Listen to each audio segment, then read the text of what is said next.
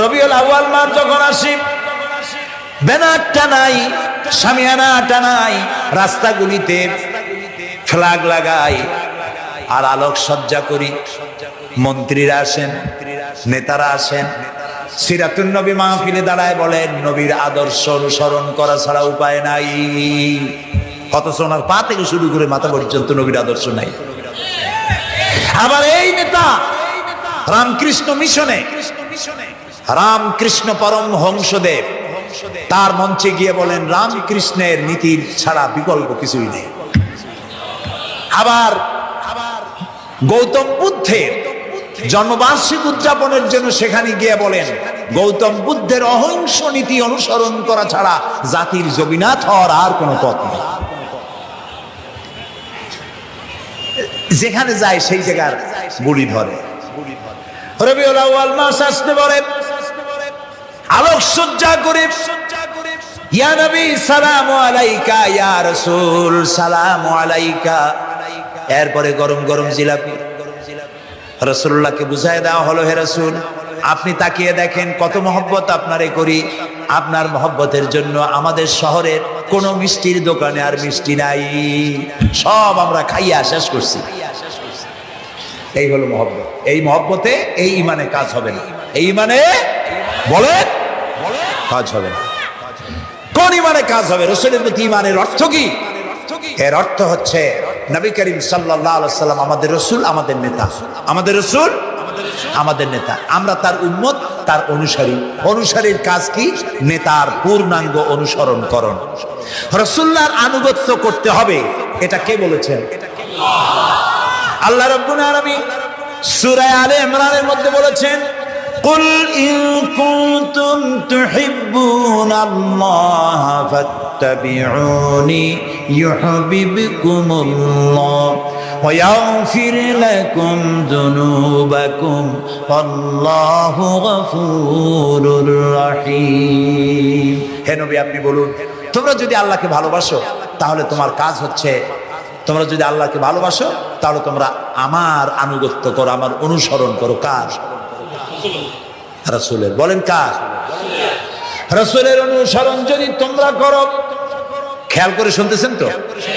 আল্লাহ তাআলা বলছেন নবী আপনি বলেন তোমরা যদি আল্লাহকে ভালোবাসো, তোমাদের এই দাবি যদি সত্য হয় তাহলে আমার অনুসরণ করো, আমার আনুগত্য করো। আমার অনুসরণ, আমার আনুগত্য করলে পরে তোমাদের কে আল্লাহ রাব্বুল আলামিন ভালোবাসবেন এবং তোমাদের তামাম জিন্দেগীর সমস্ত গুনাহ খাতা আল্লাহ তাআলা মাফ করে দিবে। আমরা কি গুনাহ মাফ করাইতে চাই? বলেন চাই? আসুন রাসূলের আনুগত্য করুন। রাসূলের আনুগত্য কিরকম? রাসূল যেভাবে মুছ কাটছে আমরা সেইভাবে মুছ কাটবো। তিনি দাড়ি যেভাবে রাখছেন আমরা সেইভাবে রাখবো। তিনি চুল কাটছেন যেভাবে সেইভাবে করবো। তিনি পায়ের নখ, হাতের নখ যেভাবে কাটছেন সেইভাবে করবো। তিনি যেভাবে বিবাহ করেছেন সেই সুন্নত অনুযায়ী বিবাহ, তিনি যেভাবে দেশ চালাইছেন সেইভাবে দেশ চালাবো। রাসূলের অনুসরণের অর্থ শুধু এই নয় যে তিনি যেভাবে সুরমা লাগাইছেন আমি ওইরকম সুরমা দেবো, তিনি যেভাবে কদু খাইছে আমিও কদু খাবো, এইটা নয়। এটা নয়, শুধু রাসূলের আনুগত্য হবে মুরগির ফার্ম থেকে শুরু করে জাতিসংঘ পর্যন্ত, জীবনের সব ক্ষেত্রে। আর বিশ্বাস করতে হবে তিনি শেষ নবী, তারপরে আর কোন নবী আসবে। মিলাদ কি? অনেকের মতে পড়া যায়, আবার অনেকের মতে মিলাদ পড়া যায় না। অনুগ্রহ করে সঠিক ব্যাখ্যা জানাবেন। মিলাদটা রাসূলের যুগে ছিল না। মিলাদ মানে জন্ম, মৌলুদ থেকে মিলাদ। তখন এই মিলাদটা রাসূল করিম সাল্লাল্লাহু আলাইহি ওয়াসাল্লামের জন্ম বৃত্তান্ত। এই জন্ম বৃত্তান্তের যে সিস্টেম আমাদের দেশে উপমহাদেশে চালু হয়েছে, কতগুলো লোক এক জায়গায় বসে তারপরে সব দাঁড়াইয়া এনাবি সালাম আলাইকা কোরআন সুরে সমস্বরে একযোগে পড়লে, এইটা রাসূলের যুগে ছিল না। এটা সাহাবায়ে কেরামের যুগে ছিল না, এটা তাবিঈনদের যুগে ছিল না, এটা তাবিঈনদের যুগে ছিল না। এখন আপনারা মনে করেন যে কোন জিনিসে খুব সওয়াব আছে এমন কোন জিনিসকে রাসূলুল্লাহ আমাদেরকে জানান নাই, সাহাবায়ে কেরাম আমাদের জানান নাই। আপনারা কি এই ধরনের বিশ্বাস করবেন? এরকম বিশ্বাস করবেন? যাতে সওয়াব আছে রাসূলুল্লাহ সব আমাদের জানাইছেন, সাহাবায়ে কেরাম আমাদের সব জানাইছেন। তো মিলাদে যদি সওয়াব থাকবে তো রাসূলুল্লাহ বললেন না কেন? সাহাবীদের চাইতে আমরা কি বেশি রাসূলুল্লাহকে ভালোবাসতে পারবো? জবাব দেন, পারবো? তো যদি এইটা রাসূলুল্লাহর ভালোবাসার কারণে হয়, তাহলে সাহাবীরা কেন মিলাদ পড়েন নাই? তারা কেন ইয়া নবী সালাম আলাইকা, ইয়া রাসূল সালাম আলাইকা একযোগে দাঁড়ায় পড়ে নাই? এই কথাগুলি বোঝেন আপনারা? রসুলের যুগে নাই, সাহাবীদের যুগে নাই, তাবিনদের যুগে নাই, তাবিনদের যুগে নাই। রাসূলুল্লাহর ইন্তেকালের 600 বছর পর মিলাদ আবিষ্কার হয়েছে। এইরকম একটা সুস্পষ্ট বিদআত মুসলমানদের পালন করা উচিত নয়। আল্লাহর নবী বলেছেন, লাকাদ কানা লাকুম ফি রাসূলিল্লাহি উসওয়াতুন হাসানাহ, তোমাদের জন্য গ্রহণযোগ্য মহত্তম আদর্শ হতেছে তোমাদের রাসূল। তোমাদের রাসূলের ভিতরেই তোমাদের আদর্শ রয়েছে, তার কাছ থেকে তোমরা আদর্শ গ্রহণ করো। তিনি এতিমের আদর্শ, শিশুর আদর্শ, কিশোরদের আদর্শ, যুবকের আদর্শ, তরুণের আদর্শ, বৃদ্ধের আদর্শ, পিতার আদর্শ, নানার আদর্শ, স্বামীর আদর্শ, সেনাপতির আদর্শ, শ্রমিকের আদর্শ, রাষ্ট্রপ্রধানেরও সকলের জন্য আদর্শ। যেই যুগে বেহাপনার উলঙ্গপনা দিয়েছিল সমাজ ভর্তি, আল্লাহর ঘর তাওয়াফ করে নারী আর পুরুষেরা উলঙ্গ হয়ে, সেই যুগে রাসূলুল্লাহ যখন কাবা শরীফ রিকনস্ট্রাকশন হচ্ছিল, পুনর্নির্মাণ হচ্ছিল, তখন তিনি বহন করছিলেন পাথরগুলি মাথায় করে। তার চাচা তাকে বললেন, তোমার তো বড্ড কষ্ট হচ্ছে, তুমি এখন এইটাকে ঘাড়ের উপরে, লুঙ্গিটা খুলা ঘাড়ের উপরে রেখে তারপর এটা বহন করো। হুজুর যখন লুঙ্গির গিরায় হাত দিয়েছেন খুলবেন এই চিন্তা করে ঘাড়ের উপরে রেখে পাথর বহন করবেন, লুঙ্গির গিটে হাত দিয়েছেন খোলেন না। লুঙ্গির গিটের উপরে হাত রেখে তিনি চিন্তা করলেন, এতগুলি লোকের সামনে কাপড়টা খুললে পরে কি শরম হবে। কাপড়টা খোলেনি নাই, শুধু খুললে পরে কি লজ্জা হবে। এই আগাম শরমের অনুভূতিতে মুহাম্মদ সাল্লাল্লাহু আলাইহি ওয়াসাল্লাম বেহুশ হয়ে জমিনের উপরে পড়ে গিয়েছেন। আদর্শ কাকে বলে? শিশুর আদর্শ, কিশোরের আদর্শ, স্বামীর আদর্শ, পিতার আদর্শ, নানার আদর্শ, গোটা পৃথিবীর সমস্ত মানুষের আদর্শ রাসূল করিম সাল্লাল্লাহু আলাইহি ওয়াসাল্লাম। তার কাছে তিনি স্ত্রীদের আদর্শ ছিলেন, তিনি নানার আদর্শ ছিলেন। ইমাম হোসাইনকে তিনি কোলে নিচ্ছেন, ঘাড়ে উঠছে বাচ্চা, বুকের উপরে উঠছে। একজন সাহাবী বলছেন, হুজুর বাচ্চা পেলে আপনি এত আদর করেন, আমার তো 6-7টা ছেলে মেয়ে, আমি মোটে কোলেও নিই না, আর জীবনে একবার চুমাও খাই না, আমার মোটে ইচ্ছাই করে না। হুজুর বললেন, আল্লাহ যদি তোমার দিলের মধ্যে রহম পয়দা না করেন তো আমি কি করতে পারি? হুজুর বাচ্চাকে নিয়ে আদর করছেন। ইমাম হোসেনকে বলছেন, হোসেন কে বড় বলো তো, তুমি বড় না আমি বড়? হোসেন বলছেন, নানাজি আমি আপনার থেকে বড়। আশ্চর্য কথা, তুমি আমার থেকে বড় কিভাবে? হোসেন বলছেন, নানাজি বলুন তো আপনার পিতার নাম কি? হুজুর বলছেন, আমার পিতার নাম আব্দুল্লাহ। হোসেন বলছেন, এই আব্দুল্লাহ এই পর্যন্তই শেষ, আপনি তো আমার পিতার মতো পিতা পান নাই, আমার আব্বার মতো আব্বা আপনার আছে। আমার আব্বাকে বলা হয় আসাদুল্লাহিল গালিব, সমস্ত কাফেরদের জন্য বিজয়ী বীর বা আমার আব্বা। এবং আমার আব্বা সম্পর্কে আপনি বলেছেন, আনা মাদিনাতুল ইলম ওয়া আলিয়ুম বাবুহা, আমি হচ্ছে একটি জ্ঞানের রাজ্য আর আলী হচ্ছে সেই রাজ্যে প্রবেশের প্রধান তোরণ। আমার বাপের মতো বাপ আছে আপনার? হুজুর আশ্চর্য হয়ে গেলেন, বাচ্চা বলে কি? হোসেন বলছেন, নানাজি এবার কোন তো দেখি, এবার বলুন তো দেখি আপনার মায়ের নাম কি? হুজুর বলছেন, আমার মায়ের নাম আমেনা। হযরত হোসেন বলছেন, এই আমেনা পর্যন্তই শেষ, কয়জনে চিনবে কয়? আমার মায়ের মতো একটা মা আপনার আছে? আমার মায়ের মতো একটা মা আপনি পেয়েছেন? আমার মাকে চেনেন? আমার মা হচ্ছেন জান্নাতের সাইয়্যিদাতুন নিসা, জান্নাতের সমস্ত মহিলাদের সরদারিনী আমার মা ফাতিমাতুজ জাহরা রাদিয়াল্লাহু তাআলা আনহা। আমার মায়ের মতো একটা মা আপনি পেয়েছেন? হোসেন বলছেন, নানাজি আরো বলবো নাকি? কয় হ্যাঁ বলো। বলছেন, নানাজি এবার কোন তো দেখি আপনার নানার নাম কি? হুজুর বলছেন, আমার নানার নাম আব্দুল ওয়াহাব। হোসেন বলছেন, এবার আপনি মানুষের কাছে জিজ্ঞেস করেন কয়জন এই আব্দুল ওয়াহাব পেয়েছেন? আপনি কি আমার নানার মতো একটা নানা পেয়েছেন? আমার নানাকে আপনি জানেন? আমার নানা সাইয়্যিদুল মুরসালিন, আশরাফুল আম্বিয়া, রাহমাতুল লিল আলামিন, বিশ্বনবী জনাব মুহাম্মদ রাসূলুল্লাহ সাল্লাল্লাহু আলাইহি ওয়াসাল্লাম।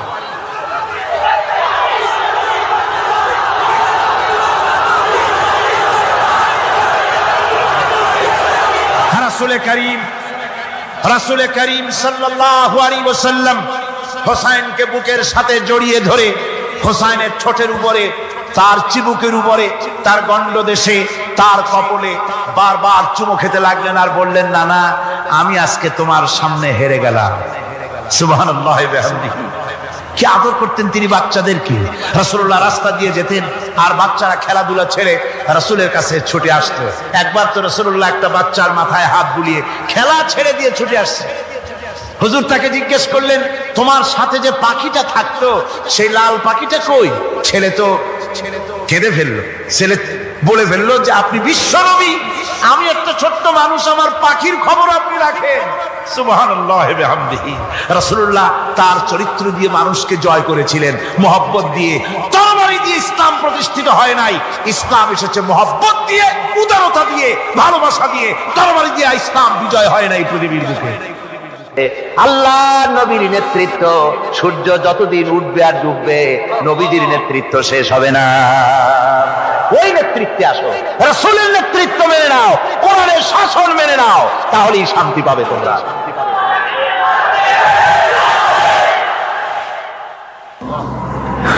আল্লাহর নবী দুপুরে আরাম করতেছিলেন। হযরত ওমর বলেন, আমি দেখতে গিয়েছিলাম রাসূলুল্লাহকে, আমি যাই সালাম দিলাম, হুজুর উঠে বসলেন।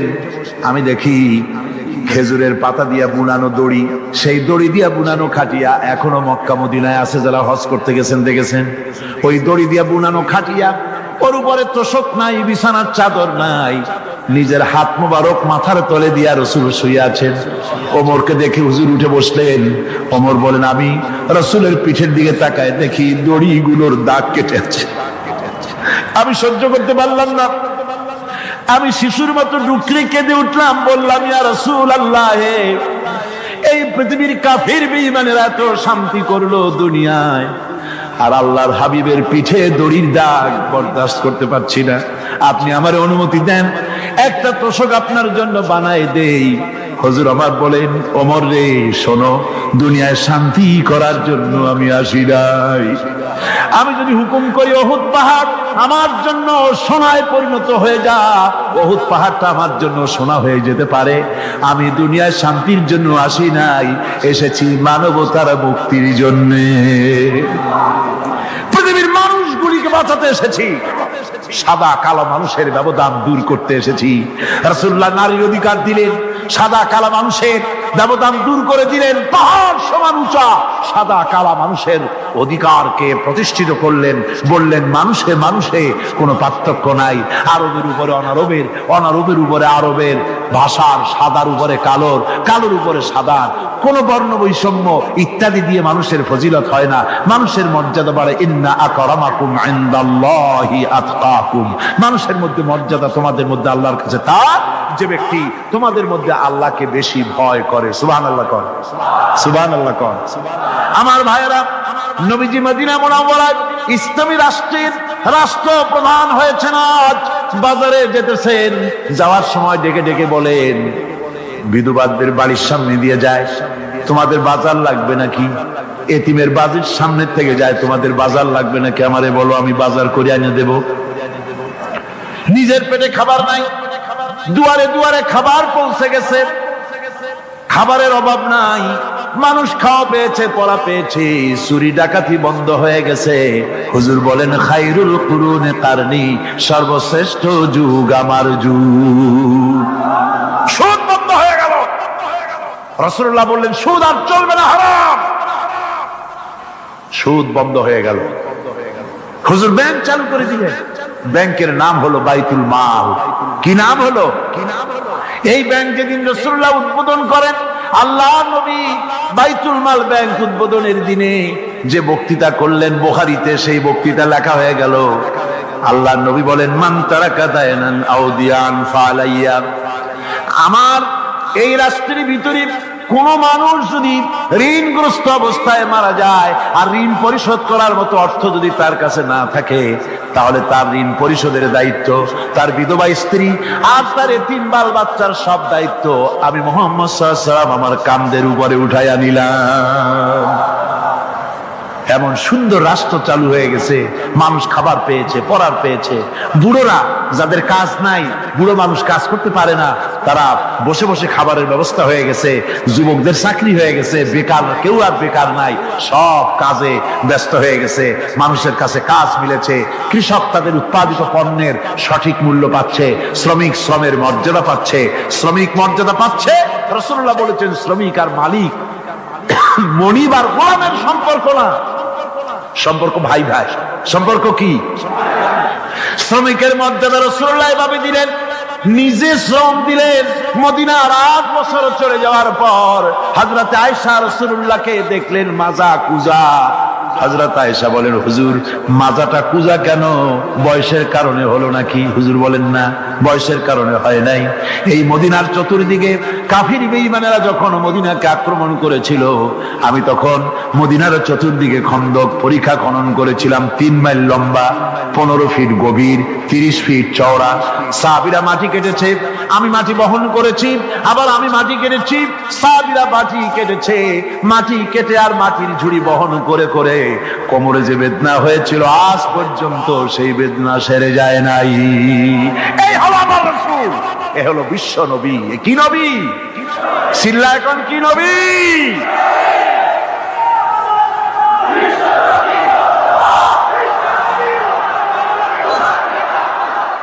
আমার ভাইরা, বিপদে অবিচলতা আমাদেরকে পয়গম্বরেরা শিক্ষা দান করেছেন। আমরা দেখতে পেয়েছি বিশ্বনবী জনাবে মুহাম্মদুর রাসূলুল্লাহ সাল্লাল্লাহু আলাইহি ওয়াসাল্লাম হিজরতের রাত, কাফেররা চতুর্দিকে দাঁড়ানো। হযরত জিবরাইল এসে বলেন, ইয়া রাসূলুল্লাহ, হে কাফেররা চতুর্দিকে ঘিরে দাঁড়িয়েছে, গভীর রাত, এখন হাতে তাদের তরবারি, সকাল হলে পরেই তারা আপনাকে মেরে ফেলে দিবে, তাড়াতাড়ি ওঠেন, মদিনার দিকে চলে যান। আল্লাহ নবী ঘুমের থেকে জেগে হযরত আলীকে ডেকে বলেন, আলী, আল্লাহ অর্ডার করেছেন আমি মদিনায় চললাম, আমার বিছানার পরে আমার চাদর গায়ে দিয়ে শুয়ে থাকো। হযরত আলী বলেন, আল্লাহর হাবিব, আপনার চাদর গায়ে দিয়ে ঘুমিয়ে থাকবো, সকালবেলায় কাফির বেঈমানেরা আপনার বিছানার পরে আপনার চাদর গায়ে দেওয়া অবস্থায় আমি আলীকে তারা মুহাম্মদ মনে করবে, আর আমি আলীকে নবী মনে করে তারা তাদের তরবারি দিয়া কেটে কেটে টুকরা টুকরা করে আমারে বিদায় করে দেবে দুনিয়া থেকে। এতটুকুনো পরোয়া করি না, বরং আমার দিলের মধ্যে এটাই তৃপ্তি থাকবে যে আমি আলীর জীবনের বিনিময় আল্লাহর হাবিব দুনিয়ায় বেঁচে আছেন।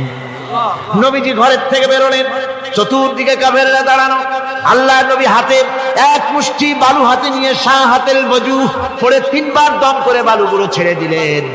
বালিগুলি ঘরের চতুর্দিকে কাফেরদের চোখে চলে গেল। পরবর্তী সময় রব্বুল আলামিন ডেকে বলেন, নবীরে, বালি যখন নিক্ষেপ আপনি করেছিলেন, ধুলাগুলি আপনি তো শুধু নিক্ষেপ করেছিলেন, কিন্তু চতুর্দিকে কাফেরদের চোখে গেল কেমনে? একদিকে মেরেছিলেন, সেই দিকেই তো যাওয়ার কথা ছিল, চতুর্দিকের কাফেরের চোখে চোখে সেগুলো পৌঁছে গেল কেমনে? ওয়ামা রামাইতা ইদ রামাইতা ওয়ালাকিন্নাল্লাহ রামা। আপনি নিক্ষেপ করেন নাই, যখন আপনি নিক্ষেপ করেছিলেন আপনি তো শুধু বালুকণা ছেড়েছেন, আর ওই বালুকণাগুলি ঘরের চতুর্দিকে সব কাফেরদের চোখে পৌঁছবার দায়িত্ব আমার কুদরত গ্রহণ করেছিল। আমার ভাইরা, নবীজি বিপদে, এতগুলি শত্রু তরবারি নিয়ে তিনি বিপদে ধৈর্য হারা হন নাই। আস্তে করে ঘরের থেকে বেরিয়ে হযরত আবু বকরের বাড়িতে গিয়ে হাজির। দরজায় গিয়ে আওয়াজ দিলেন, আবু বকর। অমনি দরজা খুলে গেল, লাব্বাইক ওয়া সাদাইক। হুজুর বলেন, আবু বকর রে, একটা ডাকে কেমনে সাড়া দিলে? তুমি কি ঘুমাইছিলে না? হযরত আবু বকর বলেন, হুজুর আপনি বলেছেন আমাকে নিয়ে হিজরত করবেন, আমি মনে মনে চিন্তা করেছি, না জানি কত রাত্রে নবীজি আসেন, উঠতে যদি আমার দেরি হয়ে যায়, নবীজি যদি দরজার কাছে দাঁড়ায় দাঁড়ায় আমারে ডাকাডাকি করে, আর আমি যদি ঘুমায় থাকি, তাহলে আল্লাহর নবীর সঙ্গে বেয়াদবি হয়ে যাবে। এই মনে করে বিছানায় না ঘুমাইয়া আপনার গলার আওয়াজ শোনার জন্য এই দরজার সঙ্গে পিঠ লাগাইয়া লাগাইয়া দাঁড়ায়া ঘুমাচ্ছিলাম। আল্লাহর নবী হযরত আবু বকরকে সঙ্গে করে নিয়ে চললেন মদিনার দিকে। উল্টা পথে রওনা করলেন। বারবার কাবা শরীফের দিকে তাকাতে লাগলেন। বুখারী শরীফে এসেছে নবীজি বারবার কাবার দিকে তাকিয়ে বলতেছেন, রে কাবা, বড় আশা ছিল তোর কাছে থাকবো, তোর খেদমত করব, কিন্তু তোর নিষ্ঠুর সন্তানেরা তোর কাছে আমারে থাকতে দিল না রে। আল্লাহ নবী মিসফালা দিয়ে জাবালে কেদোয়ার উপর দিয়ে চলে গেলেন জাবালে সুরে। গুহার কাছে যখন গিয়েছেন হযরত রক্ত হয়ে গেল। হযরত আবু বকর রাদিয়াল্লাহু তাআলা আনহু বলছেন, হুজুর আর উপায় নাই, দিন হয়ে গেল, এখন বুঝি ধরা পড়ে যাব, ওই গুহার মধ্যে গিয়ে আশ্রয় নেই। তবে আপনি দাঁড়ান, গুহার ভিতরেই পাহাড়িয়া গুহা, বিচ্ছু থাকতে পারে, সাপ থাকতে পারে, আমি আগে ঢুকি, যদি কোনো হিংস্র প্রাণী থাকে আমার উপর দিয়ে আঘাত হয়ে যাক, আল্লাহর নবী হেফাজতে থাকুন। হযরত আবু বকর রাদিয়াল্লাহু তাআলা আনহু গুহার ভিতরে নামলেন, নেমে গুহা সাফ করে হুজুরকে ডাকলেন। হুজুর তাশরীফ ফরমালেন গুহার মধ্যে। হুজুর বলেন, আবু বকর, হেঁটে হেঁটে কষ্ট হয়ে গেছে, তুমি বসো, তোমার উরুর উপরে মাথা রেখে আমি একটু ঘুমায়ে যাই। আল্লাহর হাবিব ঘুমায় গেলেন। হযরত আবু বকর লক্ষ্য করে দেখেন চতুর্দিকে অনেকগুলি গর্ত দেখা যায়। এই গর্ত থেকে সাপ আসতে পারে, বিচ্ছু আসতে পারে মনে করে নিজের গায়ের চাদর ছিঁড়ে ছিঁড়ে গর্তগুলি বন্ধ করা শুরু করে দিলেন। কয়েকটা গর্ত বন্ধ করার মতো চাদর আর নাই, পাও দিয়ে চেপে ধরলেন। এক পাহাড়িয়া বিষধর সাপ বেরোবার জন্য চেষ্টা করে বেরোবার পথ খুঁজে না পেয়ে হযরত আবু বকরের পায়ের উপরে দংশন করেছে। বিষের যন্ত্রণায় হযরত আবু বকরের চোখ থেকে পানি দরদর করে পড়ছে। রাসূলুল্লাহর ঘুম ভেঙে গেল। আল্লাহ নবী তাকে বলেন, আবু বকর, চোখে পানি কেন? বাড়ির কথা বুঝি মনে পড়ে গেছে? হযরত আবু বকর বলেন, ইয়া রাসূলুল্লাহ, আল্লাহর নামে কসম করে বলি, যেই দিন আমি ঈমান এনেছি ওই দিন থেকে আমার মা বাপ, আমার কোলে আমার সন্তান, আমার স্ত্রী, আমার জায়গা জমি, ঘর বাড়ি, এমনকি আমার নিজের আত্মার চাইতে হুজুর আপনারে ভালোবাসি বেশি। তাহলে কাঁদো কেন? হযরত আবু বকর বলেন, হুজুর বাড়ির জন্য কাঁদি না, ছেলে পেলের জন্য কাঁদি না, সাপে দংশন করেছে, যন্ত্রণায় কাঁদতেছি। আল্লাহ নবী সঙ্গে সঙ্গে মুখ থেকে থুতু বার করে যন্ত্রণার জায়গায় লাগাই দিলেন। সঙ্গে সঙ্গে যন্ত্রণা বন্ধ হয়ে গেল।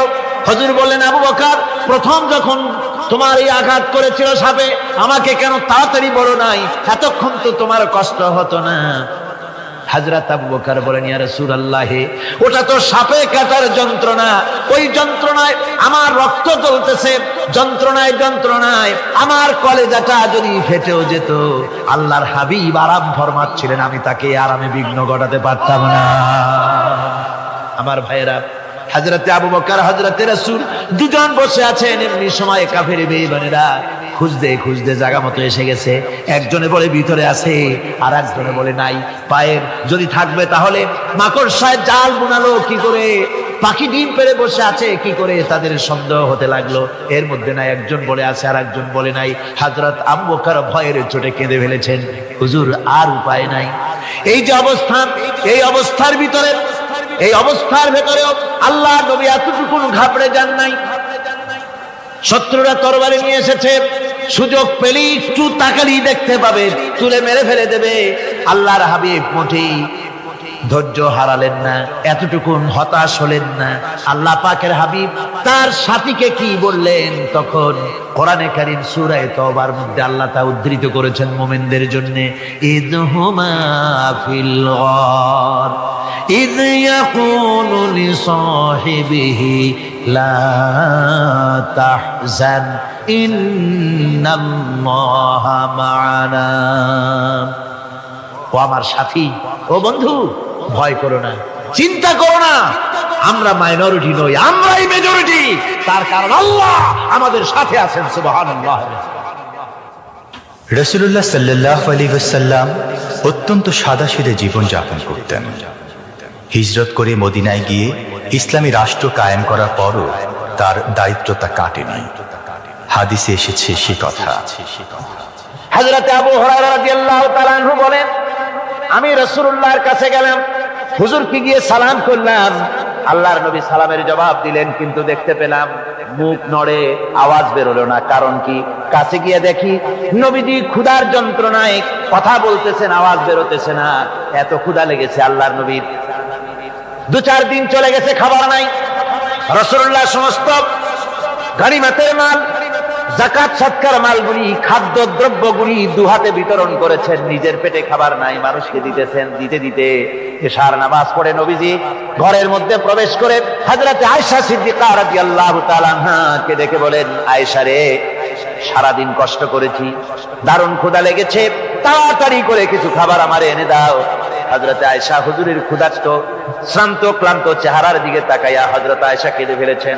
হযরত মা আয়েশা কাঁদেন আর বলেন, ইয়া রাসূলুল্লাহ, হে আল্লাহর নামের কসম করে বলি, আমি আয়েশার ঘরে কোনো পানি ছাড়া কোনো খাবার নাই।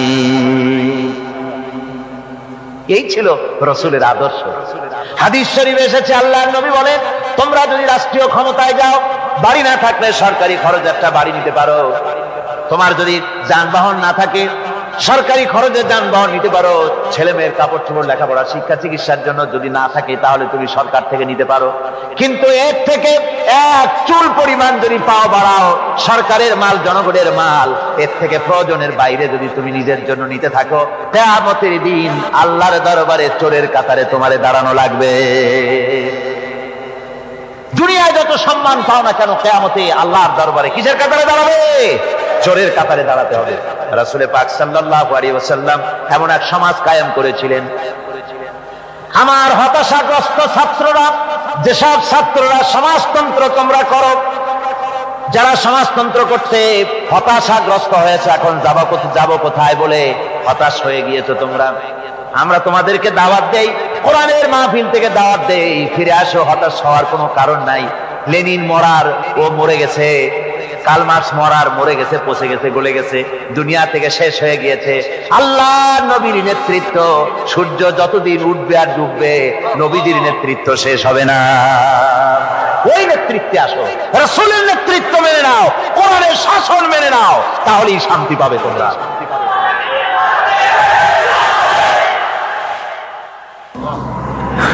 আল্লাহর নবী দুপুরে আরাম করতেছিলেন।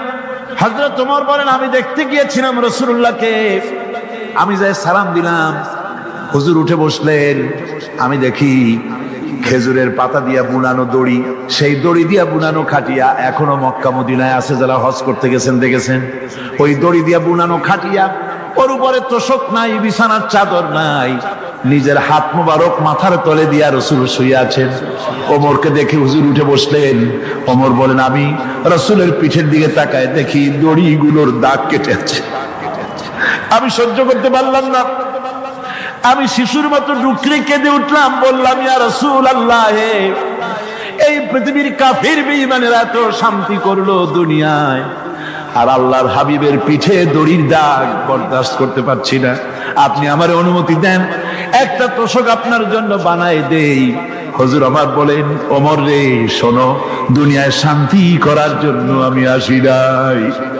আমি যদি হুকুম করি উহুদ পাহাড় আমার জন্য সোনায় পরিণত হয়ে যা, উহুদ পাহাড়টা আমার জন্য সোনা হয়ে যেতে পারে। আমি দুনিয়ায় শান্তির জন্য আসি নাই, এসেছি মানবতার মুক্তির জন্যে। পৃথিবীর মানুষগুলিকে বাঁচাতে এসেছি, সাদা কালো মানুষের ব্যবধান দূর করতে এসেছি। রাসূলুল্লাহ নারীর অধিকার দিলেন, সাদা কালা মানুষের ব্যবধান দূর করে দিলেন। পাহাড় সমান উঁচা সাদা কালা মানুষের অধিকারকে প্রতিষ্ঠিত করলেন, বললেন মানুষে মানুষে কোনো পার্থক্য নাই। আরবের উপরে অনারবের, অনারবের উপরে আরবের, ভাষার, সাদার উপরে কালোর, কালোর উপরে সাদার, কোন বর্ণ বৈষম্য ইত্যাদি দিয়ে মানুষের ফজিলত হয় না।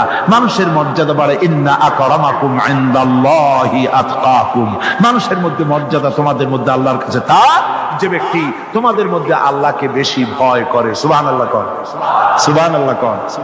আমার ভাইয়েরা, নবীজি মদিনা মুনাওয়ারায় ইসলামী রাষ্ট্রের রাষ্ট্রপ্রধান হয়েছেন। আজ বাজারে যেতেছেন, যাওয়ার সময় ডেকে ডেকে বলেন, বিধবাদের বাড়ির সামনে দিয়ে যায়, তোমাদের বাজার লাগবে নাকি? এতিমের বাড়ির সামনে থেকে যায়, তোমাদের বাজার লাগবে নাকি? আমারে বলো, আমি বাজার করে এনে দেব।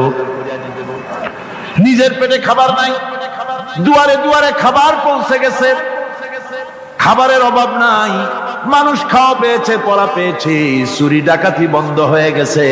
হুজুর বলেন, খায়রুল কুরুনে কারনি, সর্বশ্রেষ্ঠ যুগ আমার যুগ। সুদ বন্ধ হয়ে গেল। রাসূলুল্লাহ বললেন, সুদ আর চলবে না, হারাম। সুদ বন্ধ হয়ে গেল। হুজুর ব্যাংক চালু করে দিলেন। ব্যাংকের নাম হলো বাইতুল মাল। কি নাম হলো? এই ব্যাংক যেদিন রাসূলুল্লাহ উদ্বোধন করেন, আল্লাহ নবী বাইতুল মাল ব্যাংক উদ্বোধনের দিনে যে বক্তৃতা করলেন, বুখারীতে সেই বক্তৃতা লেখা হয়ে গেল। আল্লাহ নবী বলেন, মান তারাকা দায়নান আও দিয়ান ফালাইয়া। আমার এই রাষ্ট্রের ভিতরে কোন মানুষ যদি ঋণগ্রস্ত অবস্থায় মারা যায় আর ঋণ পরিশোধ করার মতো অর্থ যদি তার কাছে না থাকে, তাহলে তার ঋণ পরিশোধের দায়িত্ব, তার বিধবা স্ত্রী আর তার এতিম বাল বাচ্চার সব দায়িত্ব আমি মুহাম্মদ সাল্লাল্লাহু আলাইহি ওয়াসাল্লাম আমার কাঁধের উপরে উঠাইয়া নিলাম। এমন সুন্দর রাষ্ট্র চালু হয়ে গেছে, মানুষ খাবার পেয়েছে, পড়ার পেয়েছে। বুড়োরা যাদের কাজ নাই, বুড়ো মানুষ কাজ করতে পারে না, তারা বসে বসে খাবারের ব্যবস্থা হয়ে গেছে। যুবকদের চাকরি হয়ে গেছে, বেকার কেউ আর বেকার নাই, সব কাজে ব্যস্ত হয়ে গেছে, মানুষের কাছে কাজ মিলেছে। কৃষক তাদের উৎপাদিত পণ্যের সঠিক মূল্য পাচ্ছে, শ্রমিক শ্রমের মর্যাদা পাচ্ছে, শ্রমিক মর্যাদা পাচ্ছে। রাসূলুল্লাহ বলেছেন, শ্রমিক আর মালিক মনিব আর গোলামের সম্পর্ক না, সম্পর্ক ভাই ভাই। সম্পর্ক কি? শ্রমিকের মর্যাদা রাসূলুল্লাহ এভাবে দিলেন, নিজে শ্রম দিলেন। মদিনার 8 বছর চলে যাওয়ার পর হযরত আয়েশা রাসূলুল্লাহকে দেখলেন মাজা কুজা। হযরত আয়েশা বলেন, হুজুর মাজাটা কুজা কেন?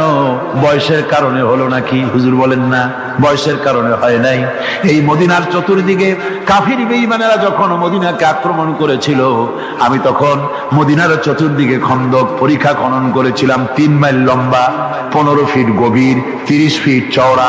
সাহাবীরা মাটি কেটেছে, আমি মাটি বহন করেছি, আবার আমি মাটি কেটেছি, সাহাবীরা মাটি কেটেছে।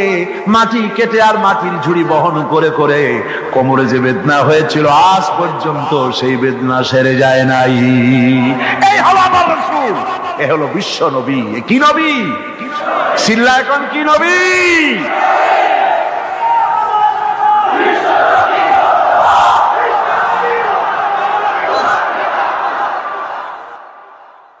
হুকুম করি, উহুদ পাহাড় আমার জন্য সোনায় পরিণত হয়ে যা। উহুদ পাহাড়টা আমার জন্য সোনা হয়ে যেতে পারে। আমি দুনিয়ায় শান্তির জন্য আসি নাই, এসেছি মানবতার মুক্তির জন্য। পৃথিবীর মানুষগুলিকে বাঁচাতে এসেছি, সাদা কালো মানুষের ব্যবধান দূর করতে এসেছি।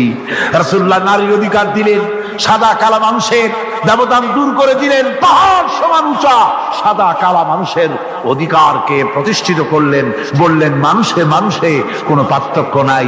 আরবের উপরে অনারবের, অনারবের উপরে আরবের, ভাষার সাদার উপরে কালোর, কালোর উপরে সাদার, কোন বর্ণ বৈষম্য ইত্যাদি দিয়ে নিজের পেটে খাবার নাই, দুয়ারে দুয়ারে খাবার পৌঁছে গেছে, খাবারের অভাব নাই, মানুষ খাওয়া পেয়েছে, পড়া পেয়েছে, চুরি ডাকাতি বন্ধ হয়ে গেছে। হুজুর বলেন, খায়রুল কুরুনে কারনি, সর্বশ্রেষ্ঠ যুগ আমার যুগ। সুদ বন্ধ হয়ে গেল। রাসূলুল্লাহ বললেন, সুদ আর চলবে না, হারাম। সুদ বন্ধ হয়ে গেল। হুজুর ব্যাংক চালু করে দিলেন। ব্যাংকের নাম হলো বাইতুল মাল। কি নাম হলো? এই ব্যাংক যেদিন রাসূলুল্লাহ উদ্বোধন করেন, আল্লাহ নবী বাইতুল মাল ব্যাংক উদ্বোধনের দিনে যে বক্তৃতা করলেন, বুখারীতে সেই বক্তৃতা লেখা হয়ে গেল। আল্লাহ নবী বলেন, মান তারাকা দায়নান আও দিয়ান ফালাইয়া। আমার এই রাষ্ট্রের ভিতরে কোন মানুষ যদি ঋণগ্রস্ত অবস্থায় মারা যায় আর ঋণ পরিশোধ করার মতো অর্থ যদি তার কাছে না থাকে, তাহলে তার ঋণ পরিশোধের দায়িত্ব, তার বিধবা স্ত্রী আর তার এতিম বাল বাচ্চার সব দায়িত্ব আমি মুহাম্মদ সাল্লাল্লাহু আলাইহি ওয়াসাল্লাম আমার কাঁধের উপরে উঠাইয়া নিলাম। এমন সুন্দর রাষ্ট্র চালু হয়ে গেছে, মানুষ খাবার পেয়েছে, পড়ার পেয়েছে। বুড়োরা যাদের কাজ নাই, বুড়ো মানুষ কাজ করতে পারে না, তারা বসে বসে খাবারের ব্যবস্থা হয়ে গেছে। যুবকদের চাকরি হয়ে গেছে, বেকার কেউ আর বেকার নাই, সব কাজে ব্যস্ত হয়ে গেছে, মানুষের কাছে কাজ মিলেছে। কৃষক তাদের উৎপাদিত পণ্যের সঠিক মূল্য পাচ্ছে, শ্রমিক শ্রমের মর্যাদা পাচ্ছে, শ্রমিক মর্যাদা পাচ্ছে। রাসূলুল্লাহ বলেছেন, শ্রমিক আর মালিক মনিব আর গোলামের সম্পর্ক না, সম্পর্ক ভাই ভাই। সম্পর্ক কি? শ্রমিকের মর্যাদা রাসূলুল্লাহ এভাবে দিলেন, নিজে শ্রম দিলেন। মদিনার 8 বছর চলে যাওয়ার পর হযরত আয়েশা রাসূলুল্লাহকে দেখলেন মাজা কুজা। হযরত আয়েশা বলেন, হুজুর মাজাটা কুজা কেন? বয়সের কারণে হলো নাকি? হুজুর বলেন, না, বয়সের কারণে হয় নাই। এই মদিনার চতুর্দিকে কাফির বেঈমানেরা যখন মদিনাকে আক্রমণ করেছিল, আমি তখন মদিনার চতুর্দিকে খন্দক পরিখা খনন করেছিলাম, 3 মাইল লম্বা, 15 ফিট গভীর, 30 ফিট চওড়া। সাহাবীরা মাটি কেটেছে, আমি মাটি বহন করেছি, আবার আমি মাটি কেটেছি, সাহাবীরা মাটি কেটেছে, মাটি কেটে আর মাটির ঝুড়ি বহন করে করে কোমরে যে বেদনা হয়েছিল আজ পর্যন্ত সেই বেদনা সেরে যায় নাই। এই হলো আমার রাসূল, এ হলো বিশ্ব নবী। এ কি নবী? চিল্লা এখন কি নবী?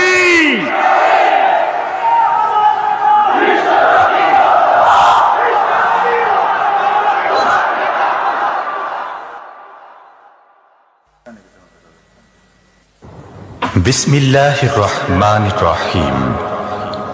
সর্বযুগের সর্বকালের সর্বশ্রেষ্ঠ মহামানব রাহমাতুল্লিল আলামিন হযরত মুহাম্মদ সাল্লাল্লাহু আলাইহি ওয়াসাল্লাম, যার জীবনের প্রতিটি অংশে আছে শিক্ষা, মহান রব্বুল আলামিনের অকৃত্রিম বন্ধু রাসূলুল্লাহ সাল্লাল্লাহু আলাইহি ওয়াসাল্লামের জীবন থেকে শিক্ষা গ্রহণ আমাদের সবারই একান্ত কর্তব্য। এখন আমাদের সামনে রাসূল করিম সাল্লাল্লাহু আলাইহি ওয়াসাল্লামের জীবনের নানা দিক নিয়ে আলোচনা করছেন আন্তর্জাতিক খ্যাতিসম্পন্ন মুফাসসিরে কোরআন ও বিশিষ্ট ইসলামী চিন্তাবিদ হযরত মাওলানা দেলোয়ার হোসাইন সাঈদী। শব্দগ্রহণে মাহসিন সাউন্ড সিস্টেম, প্রযোজনায় সিএইচপি, পরিবেশনায় স্পন্দন অডিও ভিজুয়াল সেন্টার, ঢাকা।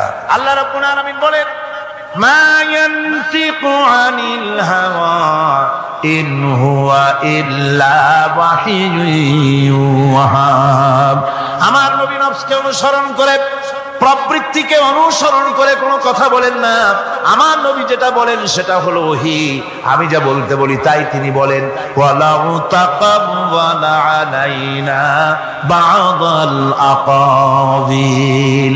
আমার নবী যদি নিজের থেকে বানিয়ে কোনো কথা যদি কোরআনের ভিতরে আমার নামে চালাই দিতেন, আমি আল্লাহ রাব্বুল আলামিন আমার নবীর ডান হাতকে চেপে ধরতাম, আর তার কণ্ঠ নালীকে আমি আল্লাহ রাব্বুল আলামিন কেটে ফেলে দিতাম। তিনি যা বলেছেন সব কার কথা? আল্লাহ পাকের কথা। তিনি হচ্ছেন গোটা বিশ্বের সর্বশ্রেষ্ঠ চরিত্রের আধার। তার চরিত্রের সার্টিফিকেট আল্লাহ পাক দিচ্ছেন। চরিত্রের সার্টিফিকেট কে দিলেন? আল্লাহ পাক দিচ্ছেন। কোরআনে কারীমের মধ্যে আল্লাহ রাব্বুল আলামিন বলেন, ওয়া ইন্নাকা লাআলা খুলুকিন আযীম। নবী হে, আপনি হচ্ছেন পুত পবিত্র চরিত্রের উপরে প্রতিষ্ঠিত। সুবহানাল্লাহ, আপনি শ্রেষ্ঠ চরিত্রের উপরে প্রতিষ্ঠিত। দেখুন, রাসূল করিম সাল্লাল্লাহু আলাইহি ওয়াসাল্লাম নবুয়ত পাওয়ার পর যখন তিনি ঘরে প্রবেশ করেছেন, সর্বপ্রথম হযরত জিবরাইলের সঙ্গে জীবনের প্রথম দেখা, ভয় পেয়েছেন, শরীরে জ্বর এসেছে এবং হযরতে খাদিজাকে গিয়ে বলছেন যে আমাকে ঢেকে দাও, আমি ভয় পেয়েছি। হযরতে খাদিজাতুল কুবরা রাদিয়াল্লাহু তাআলা আনহা তিনি রাসূলকে বলছেন, আবুল কাসেম, হে কাসেমের পিতা, আপনার ভয় পাওয়ার কোনো কারণ নাই। আপনাকে জিন বা শয়তান কোনো অনিষ্ট করতে পারে না, কারণ আপনি এতিমদেরকে, মিসকিনদেরকে খেতে দেন, আপনি বিধবাকে আশ্রয় দেন, আপনি প্রতিবেশীর হক আদায় করেন, আপনি আত্মীয়দের হক আদায় করেন। কি সার্টিফিকেট দিচ্ছেন? স্ত্রী তো স্বামীর জন্য ভালোবাসা দিতে পারে, মহব্বত দিতে পারে, জান দিতে পারে, কিন্তু ঈমান তো আনতে পারে না। ঈমান আনা তো এত সহজ ব্যাপার না। কিন্তু রাসূল করিম সাল্লাল্লাহু আলাইহি ওয়াসাল্লাম যখন তাকে তাওহীদের দাওয়াত দিলেন, রিসালাতের দাওয়াত দিলেন এবং বললেন আমি নবী, হযরত খাদিজা এক মুহূর্ত দেরি করেন। হযরতে খাদিজা তার কাছে রাসূলুল্লাহ যখন রিসালাতের দাওয়াত পেশ করলেন, সঙ্গে সঙ্গে হযরত খাদিজা পড়ে নিলেন, লা ইলাহা ইল্লাল্লাহু মুহাম্মাদুর রাসূলুল্লাহ। জোরে জোরে পড়েন, লা ইলাহা ইল্লাল্লাহ, লা ইলাহা ইল্লাল্লাহ।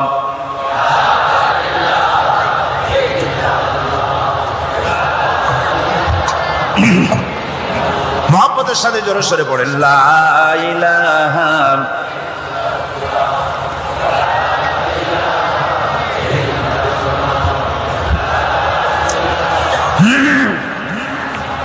লা ইলাহা ইল্লাল্লাহু মুহাম্মাদুর রাসূলুল্লাহ।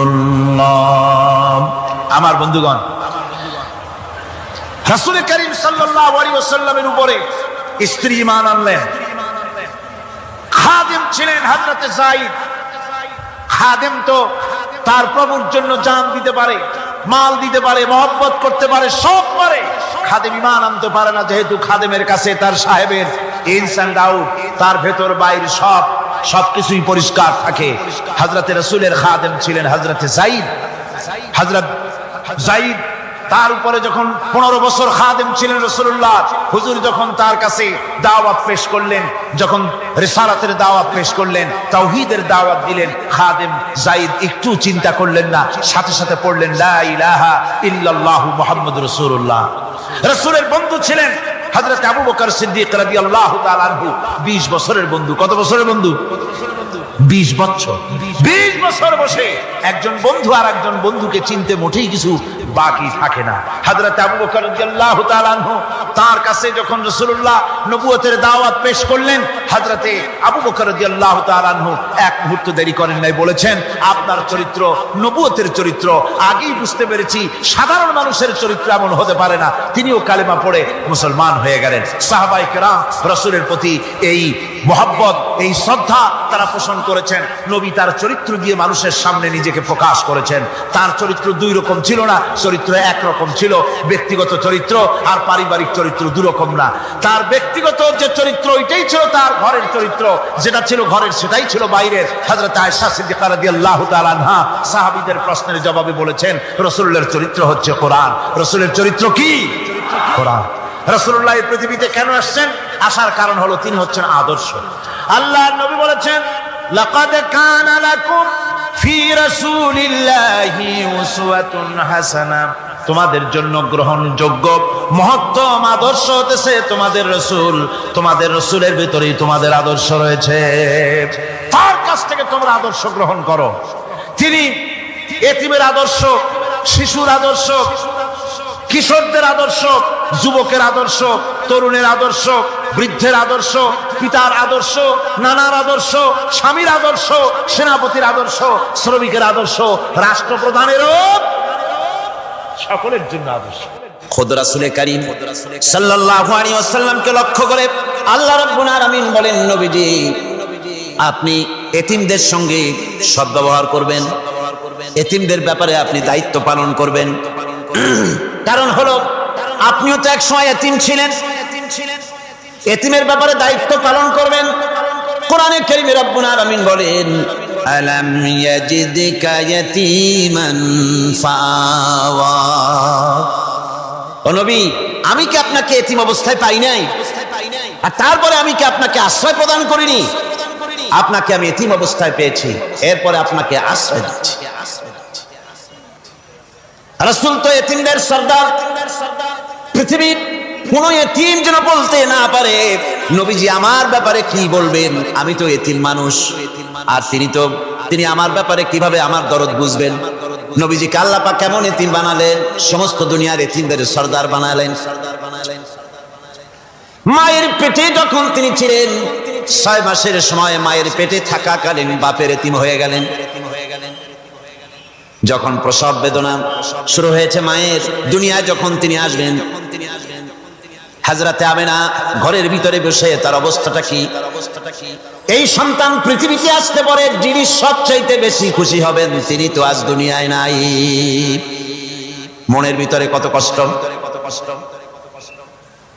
আল্লাহ রাব্বুল আলামিন তার হাবিবকে দুনিয়া আনলেন।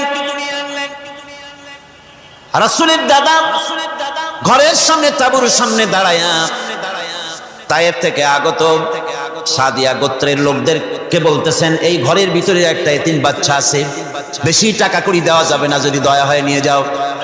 গরিব মানুষ, এতিম মানুষ দেখে শুনে কেউ আর নিতে চায় না।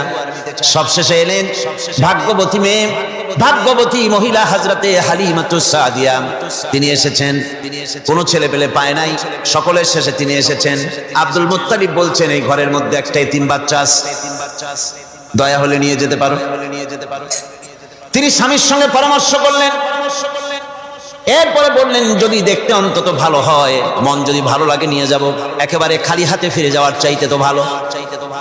হযরতে হালিমা বলেন আমি ঘরের মধ্যে প্রবেশ করলাম, মা আমিনার কোল থেকে শিশু মুহাম্মদ সাল্লাল্লাহু আলাইহি ওয়াসাল্লামকে যখন আমি কোলে নিলাম, আমি হুজুরের চেহারার দিকে নজর করে দেখলাম, আমার কাছে মনে হলো যেন পূর্ণিমার চাঁদটা আমার কোলে ধরা দিয়েছে।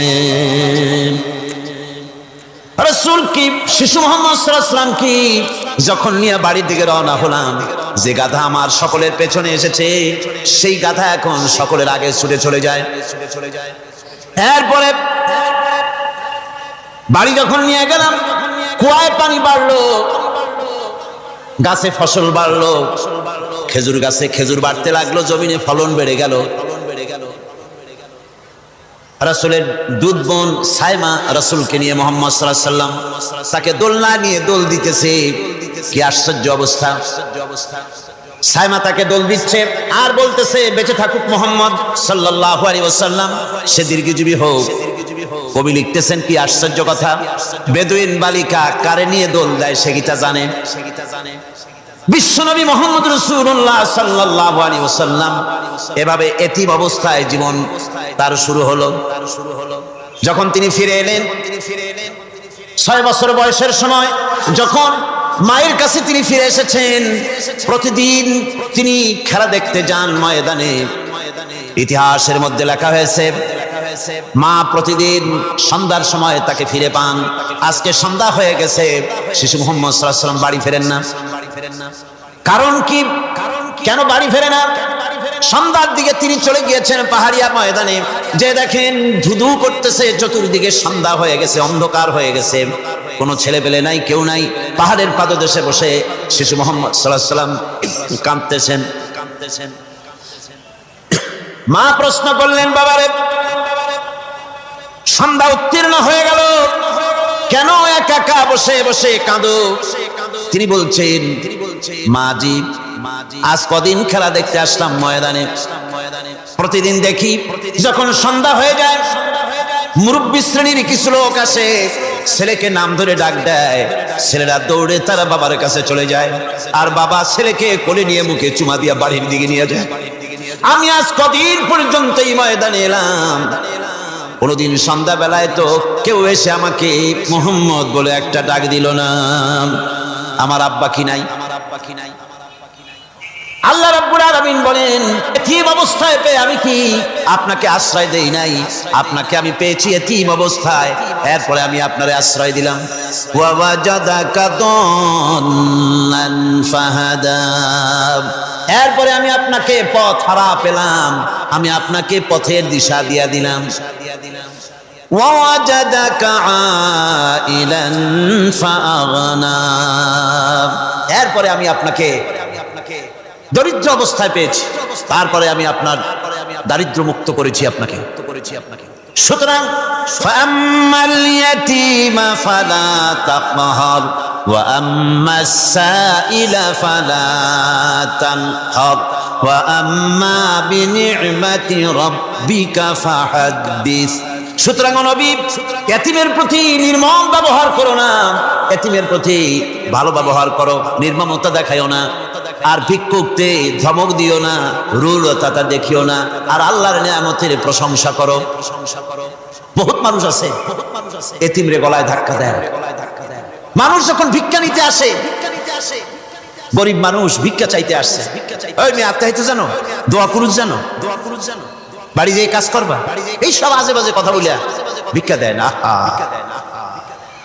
সাইলকে ধমক দিতে রাসূল করিম সাল্লাল্লাহু আলাইহি ওয়াসাল্লাম নিষেধ করেছেন, সাইলকে ধমক দিও না। গাড়িতে বসে যাচ্ছেন সাহেব, ট্রাফিক মোড়ে যখন সিগন্যাল জ্বললো, গাড়ি দাঁড়ায় গেল, ফকির এসেছে, হাত নাই পাও নাই, বুড়া মানুষ, একটা পয়সা বার করে না। আবার এই মানুষটি ওই ফকিরকে ধমক দিয়া বার করে দিল। এরপরে এই লোকটি যখন কোনো মাজারের কাছে পৌঁছে গেল, 500 টাকার কড় করে নোটটা ফেলে দিল। বলেন টাকা দরকার কার? মরা মানুষের না জিন্দা মানুষের? কার দরকার? যার টাকা দরকার ছিল তারে দেওয়া হলো না, যার দরকার নাই তারে দেওয়া হলো। এরপরে লোকটা না খেয়ে যখন মারা গেল, পথের ফকির, রাস্তার ফকির, না খেয়ে মারা গেছে। এরপরে তার কাফনের কাপড় নাই, লোকটাকে রাস্তার উপরে শোয়া একটা ছেঁড়া কাপড় দিয়ে ঢেকে রেখেছে। বড় লোকেরা, সাহেবেরা তখন গাড়ি দাঁড় করে আর 5টা টাকা 2টা টাকা করে তার লাশের উপরে মারতেছে। এটা মানবতার এর চাইতে লাঞ্ছনা, মানবতার জন্য এর চাইতে গঞ্জনা আর কিছুই হতে পারে না। মানবতার প্রতি লাঞ্ছনা, এর থেকে আর দুর্গতি কি হতে পারে? বেঁচে থাকার সময় 1টা টাকা আপনি দিলেন না, মরে যাওয়ার পর বিদায় হয়েছে বালাই, এখন দেওয়া শুরু করেছে। আমার বন্ধুগণ, এজন্য এতিমের প্রতি দরদ করার জন্য আল্লাহ পাক কোরআনের ভিতরে পরিষ্কার বলেছেন।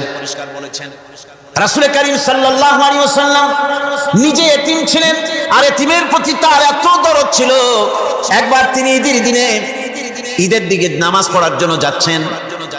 প্রতিমধ্যে দেখেন একটা বাচ্চা ছেলে কাঁদতেছে।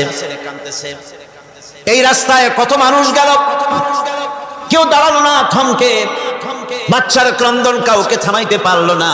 কিন্তু বিশ্ব নবী, দয়ার নবী, রাহমাতুল লিল আলামিন বাচ্চার কান্না দেখে পাও বাড়াতে পারলেন না। নবীজি দাঁড়ায় গেলেন, জিজ্ঞেস করেন, ও বাচ্চা, ঈদের দিনে কাঁদো কেন? ঈদের দিনে তো কাঁদতে নাই। বাচ্চা বলে, তোমার কাছে বলবো না, আমি সেই সকালবেলা থেকে বসে আছি। আমি যদি মক্কার আব্দুল্লাহর পুত্র মুহাম্মদ রাসূলুল্লাহ সাল্লাল্লাহু আলাইহি সাল্লামকে পাই, মনের দুঃখ তার কাছে বলবো। বিশ্ব নবী জমিনের উপরে বসে পড়লেন, বাচ্চারে কোলের উপরে উঠায় বলেন, বাচ্চা বলো কি তোমার দুঃখ? তুমি যার জন্য বসেছো আমি তো সেই এতিম নবী। কি বলতে চাও? বাচ্চা বলতেছেন, ইয়া রাসূলুল্লাহ, আমার বাবা মারা গেছে। সেই ছোট্টবেলায় একেবারেই তখন মায়ের পেট থেকে আমি আসার পর বাপ মরে গেল। আমার মা আর একজনের সঙ্গে বিয়ে বসেছে। সেই পুরুষটি আমারে দেখতে পারে না। আমার মা যদি আমারে কোলে করে এসে সহ্য করতে পারে না, আমারে চুমা খাইলে সহ্য করতে পারে না, আমারে খাবার দিলে মা মার খায়। আজ ঈদের দিনে রাতে আমার মা আমাকে বললো, বাবারে তোমার কপাল খারাপ, তোমার বাবা মারা গেছে, তোমাকে সাহায্য করার কেউ নাই, আমি তোমার যত্ন করতে পারলাম না, কোলে নিয়ে চুমাও দিতে পারি না, আমার এমনই কপাল খারাপ। সুতরাং এতিমের দরদ এতিম ছাড়া কেউ বুঝবে না। তুমি আজ চলে যাও, ওই রাস্তায়, ঈদের রাস্তায় দাঁড়ায় থাকো, মাঠের রাস্তার পাশে, বিশ্ব নবীর কাছে তোমার দুঃখ বলো, এতিমের দুঃখ তিনি বুঝবেন। আমি মায়ের কথা মতো এই জায়গায় এতক্ষণ বসে আছি, হুজুর আপনি দয়া করে, আমার কথা তো আপনার কাছে বললাম, আমার মনের এই দুঃখ। নবীজি বাচ্চার কথা শুনতেছিলেন, চোখ দিয়া পানি পড়তেছিল।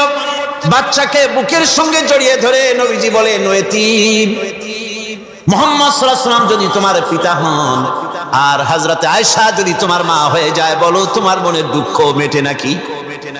ছেলে ডুকরে কেঁদে উঠলো আর বলল, ইয়া রাসূলুল্লাহ, আপনি যদি আমার পিতা হন আর আয়েশা যদি আমার মা হয়ে যায়, এর থেকে বড় সৌভাগ্যের আমার তো আর কিছুই নাই। নবীজি এতিমকে বাড়ি নিয়ে গিয়ে হযরতে আয়েশার হাতে তুলে দিয়ে বললেন, আয়েশা রে, পবিত্র ঈদের দিনে আল্লাহ রাব্বুল আলামিন তোমার জন্য একটা উপহার পাঠিয়েছেন, এটার যত্ন করো। এতিমের প্রতি দরদ রাখার জন্য আল্লাহ রাব্বুল আলামিন বলেছেন, এতিম, মিসকিন, বিধবা, অসহায় লোক, তাদের প্রতি যাতে করে মুসলিম সমাজ লক্ষ্য রাখে, সেজন্য আল্লাহ পাক নির্দেশ করেছেন। বুখারী এবং মুসলিম শরীফের হাদিসে এসেছে, আস-সাই আলাল আরমালাত ওয়াল মিসকিন কাস-সাই ফি সাবিলিল্লাহ। বিধবাদের জন্য, মিসকিনের জন্য কেউ যদি কোনো উদ্যোগ গ্রহণ করে, কেউ কোনো সাহায্য দেয়, জিহাদের ময়দানে জিহাদ করে আল্লাহর রাস্তায় যে সওয়াব পাওয়া যায়, যে মর্যাদা পাওয়া যায় আল্লাহর কাছে, এতিম, মিসকিন, বিধবাকে সাহায্য করলে সেই সওয়াব আল্লাহ রাব্বুল আলামিন আমলনামায় দিয়ে দেন। ইসলাম যেহেতু মজলুম মানবতার জন্য পৃথিবীতে এসেছে, যারা বলে ইসলাম পুঁজিবাদের আশ্রয়স্থল, তাদের মতো বেকুব আর নাই। এই কথা তারা বলে উদ্দেশ্যমূলক ভাবে, রাজনৈতিক উদ্দেশ্যমূলক ভাবে সব কথা বলে। ইসলাম যদি পুঁজিবাদের আশ্রয়স্থল হবে, তাহলে তো ইসলাম সর্বপ্রথম কবুল করতো ধনীরা, কথা ঠিক কিনা কন? কিন্তু ইসলাম কবুল করলো সর্বপ্রথম কারা? সর্বপ্রথম ইসলাম কবুল করেছে নিগৃহীত, নির্যাতিত গরিব মানুষগুলি, হযরত বেলালের মতো মানুষ, আম্মারের মতো মানুষ। এই সব গরিব মানুষগুলি, নারী, গরিব, অসহায়, নির্যাতিত, তারা ইসলাম কবুল করেছেন সর্বপ্রথম। সুতরাং ইসলাম পুঁজিবাদের আশ্রয়স্থল নয়, ইসলাম হচ্ছে দুনিয়ার সমস্ত মজলুম মানবতার আশ্রয়স্থল। জোরে কোন আলহামদুলিল্লাহ। আমার বন্ধুগণ, ইসলামী বিপ্লবীর দাওয়াতের পর্যায়ে মক্কি জিন্দেগিতে যখন সূরাগুলি রাসূলের আসতেছিল, সেই সময় আল্লাহ রাব্বুল আলামিন বলেছেন ওয়াহাদাইনাহুন নাজদাইন। আমি কি উভয় স্পষ্ট পথ তাদেরকে দেখাই দেই নাই? উভয় স্পষ্ট পথ তাদেরকে দেখানো হয়েছে। ফালাকতাহামাল আকাবাতা ওয়া মা আদরাকা মাল আকাবা ফাক্কু রাকাবা। তুমি কি জানো? তারা আসল কথা হলো তারা সেই দুর্গম বন্ধুর ঘাঁটিটি অতিক্রম করতে চায় না। তুমি কি জানো সেই বন্ধুর দুর্গম ঘাঁটিটি কি? তা হচ্ছে শৃঙ্খল বন্দি দশা থেকে মানুষদেরকে মুক্ত করে দেওয়া, আর আও ইতআমুন ফি ইয়াউমিন যী মাসগাবা ইয়াতীমান যা মাকরাবা আও মিসকিনান যা মাতরাবা। উপবাসের দিনে নিকটবর্তী এতিম দুঃখীকে খেতে দেওয়া, আর ধুলামলিন মিসকিন যারা আছে তাদেরকে খেতে দেওয়া, যাদের পেটে খাবার নাই ক্ষুধার দিনে খুঁজে খুঁজে তাদেরকে খাবার দেওয়া। এই সমস্ত কাজ যারা করবে আল্লাহ রাব্বুল আলামিন তাদের সম্পর্কে বলেছেন উলাইকা আসহাবুল মাইমানা। কিয়ামতের দিন এদের ডান হাতে আল্লাহ রাব্বুল আলামিন আমলনামা দান করবেন। জোরে কোন সুবহানাল্লাহ। আমলনামা বেঈমান যারা তাদের হাতে আসবে, তাদের কোন হাতে আসবে? বাম হাতে। আর আমলনামা ডান হাতে আসবে কাদের? এই সমস্ত লোকদের যারা এতিমকে মিসকিনকে যারা খেতে দিয়েছে, আর খেতে দিয়ে এতিম মিসকিনদেরকে খেতে দিয়ে তারপরে এর দ্বারা তাদেরকে কোনো খোটা দেয় নাই। তাদেরকে কেন খাওয়াস? কোরআনে কারীম বলছে ওয়ায়ুতঈমুনা আত-তাআমা আলা হুব্বিহি মিসকিনান ওয়া ইয়াতীমান ওয়া আসীরা। আল্লাহর সৎ লোকেরা আল্লাহর ভালোবাসায় উদ্বুদ্ধ হয়ে খাবার খাওয়ায় মিসকিনদেরকে, এতিমদেরকে, আল্লাহকে খুশি করার জন্য। সুতরাং না কৃতজ্ঞতা চাই, না এর দ্বারা কোনো বিনিময় চাই। আল্লাহ রাব্বুল আলামিন এতিমের মাল সম্পদ আত্মসাৎ করার ব্যাপারে কঠোরভাবে নিষেধ ঘোষণা করেছেন। এতিমের মাল সম্পদ যেন আত্মসাৎ করো না।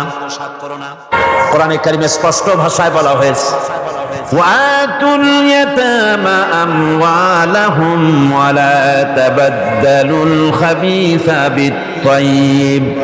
এতিমের মাল ধন সম্পত্তি যথাযথভাবে তাদের হাতে ফিরিয়ে দাও। ওয়া লা তাবাদদালুল খাবিসা বিত-তাইয়্যিব। আর তাদের ভালো মালগুলি তোমার খারাপ মাল দিয়া বদলাইয়া দিও না। ওয়ালা তাকুলু আমওয়ালাহুম ইলা আমওয়ালিকুম ইন্নাহু কানা হুবান কাবীরা। আর তাদের সম্পদ তোমাদের সম্পদের সাথে যেন মিশাইয়া হজম করে ফেলে দিও না। এটা অত্যন্ত মস্ত বড় গুনাহ। এ কাজ তোমরা করবে না। এতিমের ধন সম্পত্তি সাধারণত মামা এবং চাচাদের হাতে থাকে, ঠিক কিনা? কথা বোঝেন কিনা? এতিমের সম্পদ থাকে তাদের কাছে, মামা আর চাচাদের কাছেই বেশিরভাগ থাকে। এতিম তো ছোট্ট মানুষ, বড় হতে সময় লাগে। এই ফাঁকে তার ভালো মালগুলি নিয়ে তার বদলে নিজের পচা মাল রেখে দেয়, অথবা তার ভালো সম্পত্তিটা নিজের সম্পত্তির সাথে মিলাইয়া একাকার করে ফেলে দেয়। আল্লাহ রাব্বুল আলামিন কঠোরভাবে নিষেধ করেছেন, খবরদার এই কাজটি করবে না। যারা এমন কাজ করে, এতিমের মাল যারা নষ্ট করে, এতিমের মাল যারা খায়, তাদের সম্পর্কে আল্লাহ পাক বলছেন ইন্নাল্লাযীনা ইয়াকুলুনা আমওয়ালাল ইয়াতামা যুলমান ইন্নামা ইয়াকুলুনা ফি বুতুনিহিম নারা ওয়া সায়াসলাউনা সাঈরা। অন্যায়ভাবে এতিমের মাল যারা ভক্ষণ করে তারা তো এতিমের মাল খায় না, বরং পেটের মধ্যে তারা আগুন ঢুকায়। পেটের মধ্যে কি ঢুকায়? আর অচিরেই এদেরকে জাহান্নামে নিক্ষেপ করা হবে। কোথায় নিক্ষেপ করা হবে? জাহান্নামে। যারা এতিমের মালকে ভক্ষণ করে, এতিমের মাল নষ্ট করে, এতিমের হক নষ্ট করে, তাদের জায়গা জাহান্নাম। আর এতিমের মাল যারা খায় তারা যেন আগুন খায়। কি খায়? এতিমের ধন সম্পদ হজমকারীদের ব্যাপারে তাদের যে বিরাট হীনমন্যতা কাজ করে, এজন্য আল্লাহ পাক বলতেছেন কাল্লা বাল্লা তুকরিমুনাল ইয়াতীম। না, কখনোই নয়। আসল ব্যাপার হচ্ছে তোমরা হীনমন্যতার কারণে এতিমকে সম্মান দাও না, এতিমকে মর্যাদা দাও না। ওয়ালা তাহাব্বুনা আলা তাআমিল মিসকিন, আর মিসকিনদেরকে তোমরা পরস্পরকে খেতে দেওয়ার জন্য তোমরা উৎসাহিত করো না। নিজেরাও খাও না, অন্যদেরকেও সে পথে উৎসাহিত করো না। এই যে কাজগুলি তোমরা করো, এটা মস্ত বড় অপরাধ। আল্লাহ রাব্বুল আলামিন এতিমের মাল সম্পর্কে আরো বলছেন ওয়ালা তাকরাবু মালাল ইয়াতীম ইল্লা বিল্লাতী হিয়া আহসান হাত্তা ইয়াবলুগা আশুদ্দাহু। আল্লাহ পাক বলছেন এতিমের মালের নিকটবর্তীও হবে না যতক্ষণ পর্যন্ত তারা যৌবন প্রাপ্ত না হয়, বুদ্ধি শুদ্ধি না আসে, ততক্ষণ পর্যন্ত এতিমের মালের কাছে যাবে না। হ্যাঁ যাবে, মালটাকে রক্ষণাবেক্ষণ করার জন্য, মালগুলি খাওয়ার জন্য না। এতিমদের ব্যাপারে আল্লাহ পাক এভাবে সতর্ক করেছেন। মানুষ যখন বাচ্চাগুলি তখন এতিম হয়ে যায়, বাচ্চা বেঁচে থাকতে, বাচ্চার বাপ মা বেঁচে থাকতে বাচ্চারে কোলে নেয়। দেখবেন বড় লোকের ছেলে দেখতে ভালো দেখা যাচ্ছে না, নাকে ময়লা তাতে ময়লা, তারপরেও বড় লোক, সেই জন্য বাচ্চাটারে কোলে নেয়। ইচ্ছে করে না, তারপরেও তারা খুশি করার জন্য কোলে নেয়। করে নাকি করে না, কিরকম? এরকম করে। বাপ মা বেঁচে আছে তখন চাচাতে মামুতে ভাগ্নাকে ভাতিজাকে আদর করে কোলে নেয়, ঘাড়ে নাই, চুমা খায়। আর যখন বাপ মা মরে গেল, বাপ যখন মারা গেল, এই ছোট্ট বাচ্চাটি চাচার দিকে ফেলফাল করে তাকায়, মায়ের দিকে তার মামার দিকে ফেলফাল করে তাকায়, একটি বারের জন্য কোলে নিয়ে তখন আর আদর করে না। মনের মধ্যে তখন দুর্বিসন্ধি থাকে, এই বাচ্চা মরুক অথবা তার সম্পদ যা আছে সম্পদগুলিকে লুটপাট করে নেয়। দেখেন এবার মিলান কথার সাথে আল্লাহ পাক লাইসাল বিররা আন তুওয়াল্লু ওয়ুজুহাকুম কিবালাল মাশরিকি ওয়াল মাগরিব। পূর্ব পশ্চিমে কত মাথা ঘুরালে, কত সেজদা দিলে এটাই কিন্তু পুণ্যবান হওয়ার জন্য বড় কথা নয়, বরং সত্যই হলো আগে যা বলেছি সেগুলি। আর সত্য হলো এতিম মিসকিনদেরকে, বিধবাদেরকে, অসহায়দেরকে সাহায্য করতে হবে। এগুলি করলে তাহলে তুমি মুমিন বলে প্রমাণিত হবে, তুমি সব ব্যক্তি ভালো মানুষ, নেককার, পুণ্যবান বলে আল্লাহ পাকের দরবারে তুমি প্রমাণিত হবে। এরপরে আল্লাহ পাক বলছেন ওয়াকামাস সালাতা ওয়া আতাজ যাকাত। সত্যিকারের নেককার এবং পুণ্যবান হওয়ার জন্য নামাজ প্রতিষ্ঠা করতে হবে আর যাকাত আদায় করতে হবে। আল্লাহ যেহেতু এতিম মিসকিনদের কথা, সদকার কথা, দানের কথা বলছি, আর যাকাত আছে সামনে, এটার সাথে যাকাতটারে মিলাই দিই, তাহলে কালকে শুধু নামাজের ব্যাপারে বললেই চলবে ইনশাআল্লাহ। আর নামাজ আর যাকাত এতই গুরুত্বপূর্ণ, যেটা ছাড়া ইসলামের ইমারত গড়তেই পারে না, ইসলাম থাকতে পারে না, মুসলমান থাকতে পারে না, শান্তি থাকতে পারে না, স্বাধীনতার গ্যারান্টি হতে পারে না। নামাজ, যাকাত আল্লাহ পাক যে নিয়ম করেছেন, এর উপরই মানুষের শান্তি, স্বস্তি, স্থিতিশীলতা সবটার গ্যারান্টি হচ্ছে নামাজ আর যাকাত। যেরকম সুবহানাল্লাহ। আল্লাহ রাব্বুল আলামিন যাকাতের কথা বলছেন। যাকাত হচ্ছে পবিত্র করে দেওয়া। নামাজের পর ইসলামের সবচাইতে গুরুত্বপূর্ণ ব্যাপার হলো নামাজ, নামাজের পরই গুরুত্বপূর্ণ ব্যাপার হচ্ছে যাকাত। আর ইবাদতের বেলায় সাধারণত নামাজের পরে আমরা রোজা বলি, নামাজ রোজা, কিন্তু আসল কথা হচ্ছে নামাজের পরেই যাকাত। কোরআনে কারিমে এভাবেই বলা হয়েছে।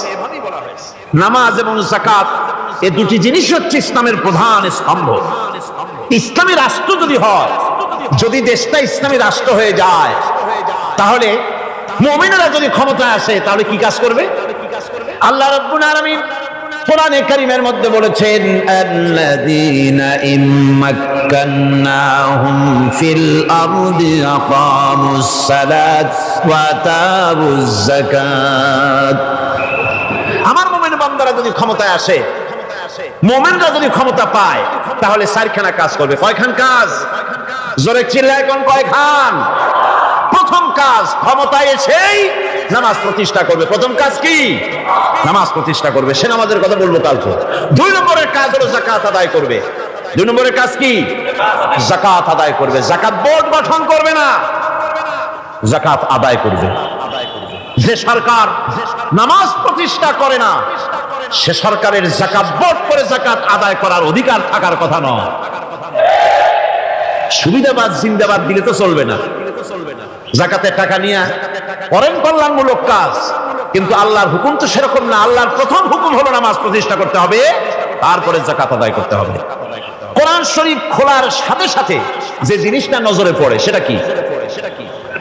কোরআনে কারীম খোলার সঙ্গে সঙ্গে যে জিনিসটি নজর পড়ে তা হলো আলিফ লাম মিম যালিকাল কিতাবু লা রাইবা ফীহি হুদাল লিল মুত্তাকিন আল্লাযীনা ইউমিনুনা বিল গায়বি ওয়া ইউকিমুনাস সালাতা ওয়া মিম্মা রাযাকনাহুম ইউনফিকুন। এই কিতাবের মধ্যে কোনো সন্দেহ নাই, মুত্তাকিনদের জন্য কিতাব হেদায়েত, হেদায়েতের জন্য এসেছে। আর মুত্তাকি হচ্ছে তারা যারা নাকি গায়েবের প্রতি ঈমান আনে, অদৃশ্যকে বিশ্বাস করে, নামাজকে প্রতিষ্ঠা করে, আর আমি যে রিজিক দিয়েছি তার দ্বারা আমার রাস্তায় খরচ করে। ইসলাম নামাজের পরই যাকাতের জায়গাটা দিয়েছে। যেখানেই আছে আকিমুস সালাত, সেখানেই আছে ওয়াতুজ যাকাত। দেখছেন কি ধরনের একটা মিল? যেখানেই নামাজ প্রতিষ্ঠা করো সেখানে যাকাত আদায় করো। তার মানে হলো নামাজ সঠিকভাবে প্রতিষ্ঠা হতেই পারে না যাকাত ভিত্তিক অর্থ ব্যবস্থা পরিচালিত হওয়া ছাড়া।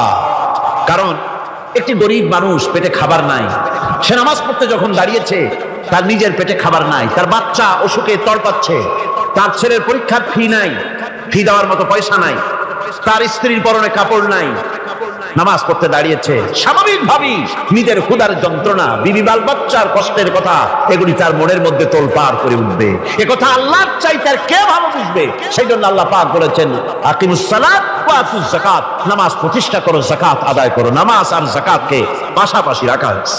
আর এই নামাজ আর যাকাত দুনিয়ার সমস্ত নবীদের উপর আল্লাহ ফরজ করেছিলেন। কোন সুবহানাল্লাহ। এ শুধু আপনার আমার নবীর উপরে না, দুনিয়ার সব নবীদের উপরে নামাজ আর যাকাত কি ছিল? ফরজ। হযরত ইব্রাহিম আলাইহিস সালাম এবং তার বংশের নবীদের কথা উল্লেখ করার পর আল্লাহ রাব্বুল আলামিন বলছেন ওয়াজআলনাহুম আইম্মাতান ইয়াহদুনা বিআমরিনা ওয়া আওহাইনা ইলাইহিম ফি'লাল খায়রাত وإقام الصلاة وإيتاء الزكاة وكانوا لنا عابدين وجعلناهم أئمة আমি সমস্ত নবীদেরকে নেতা বানাইছি। সমস্ত নবীরা কি? আর এক শ্রেণীর কি বলবো আমি, আমার কাছে ভাষা আসতেছে না, এক শ্রেণীর ভদ্রলোক বলি, ওনারা বলেন নবীদের নেতা কওয়া যাবে না। আশ্চর্য কথা। এই আয়াতের অর্থ তারা কি করবেন? ওয়াজআলনাহুম আইম্মাতান, নবীদের কথা বলা হচ্ছে আমি সমস্ত নবীদেরকে নেতা বানিয়েছি, তাদেরকে আমি নির্দেশ করেছি ভালো কাজের, তারা কল্যাণমূলক কাজ করবে এটা নির্দেশ করেছি, নেতা বানিয়েছি। আর তাদেরকে বলেছি কল্যাণমূলক কাজ করার জন্য, নামাজকে প্রতিষ্ঠা করার জন্য, যাকাতকে আদায় করার জন্য। আর তারা সবাই ছিল আমার অনুগত বাধ্যগত। নবীরা সব হলেন নেতা। নবীরা কি?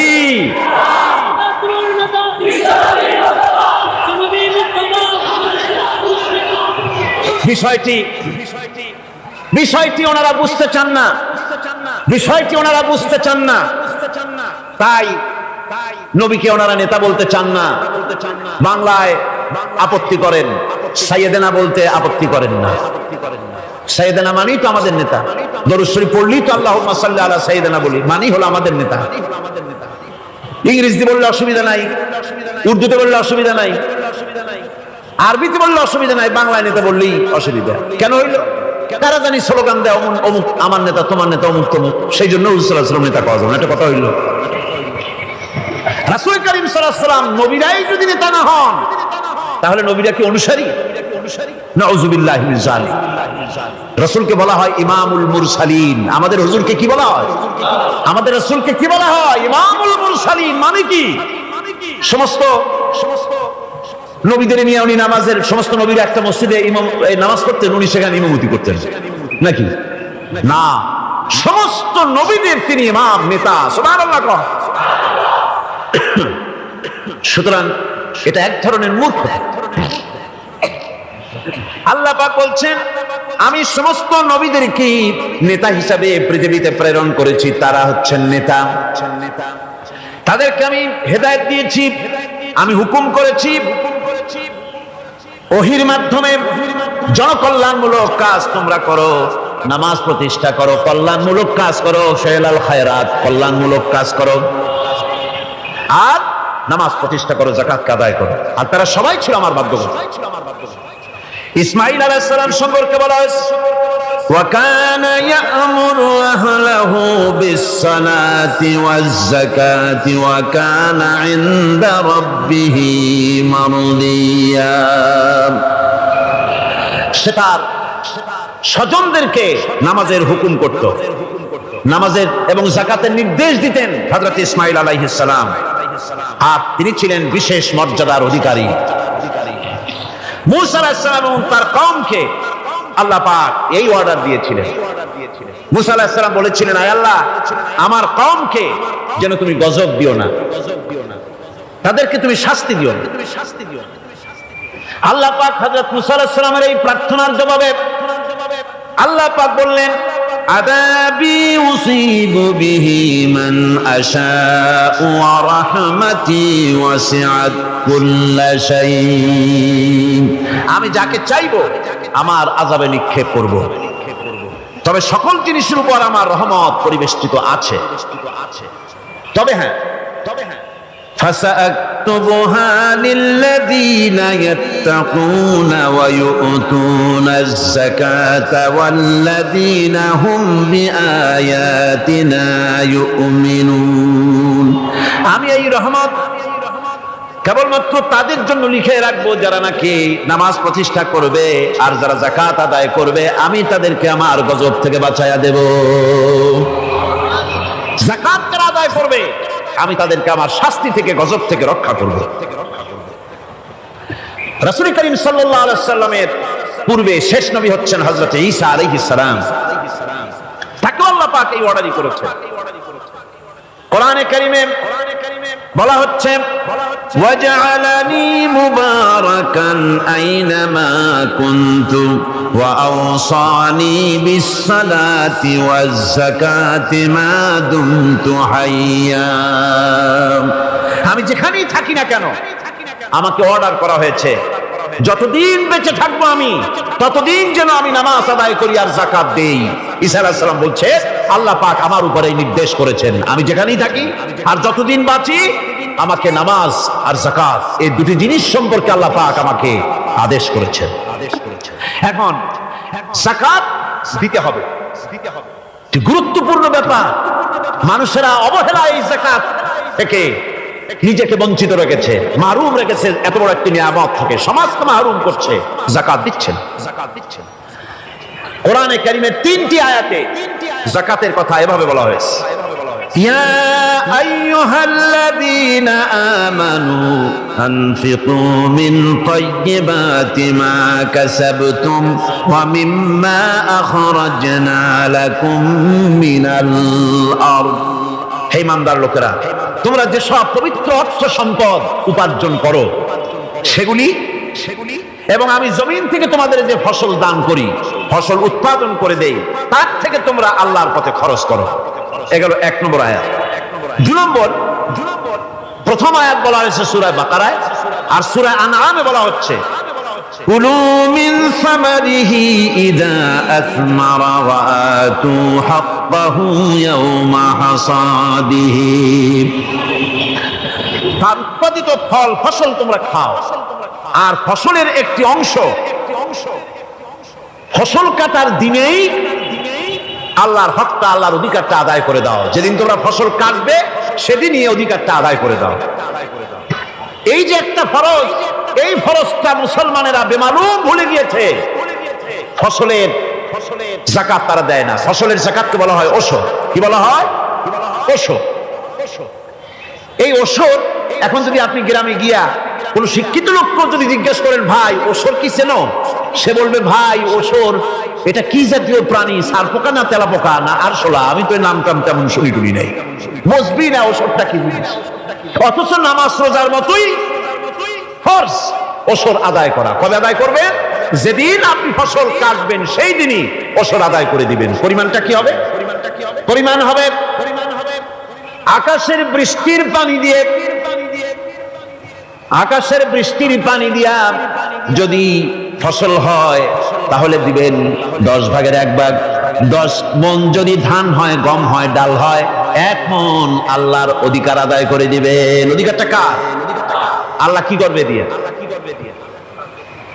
আল্লাহর অধিকার মানে গরিবের অধিকার, গরিবের হক, এই অধিকারটা আদায় করে দাও। 10 মণ হলে কয় মণ? কি হলে? যদি আকাশের বৃষ্টির পানিতে হয়। আর যদি আপনার সেচের মাধ্যমে হয়, সেচ পরিকল্পনার মাধ্যমে পয়সা খরচ করে পেট্রোল ডিজেল লাগায়া ইঞ্জিন চালাইয়া পানি উঠাইয়া কষ্ট করে ফসল ফলাইছেন, তাহলে আল্লাহ পাক বলছেন 10 মণে 1 মণ দেওয়া লাগবে না, তোমার খরচ হয়েছে বেশি। বান্দারে, তোমার উপরে আল্লাহ পাক জুলুম করবেন না, এবার 20 মণ হলে তার থেকে 1 মণ দিও।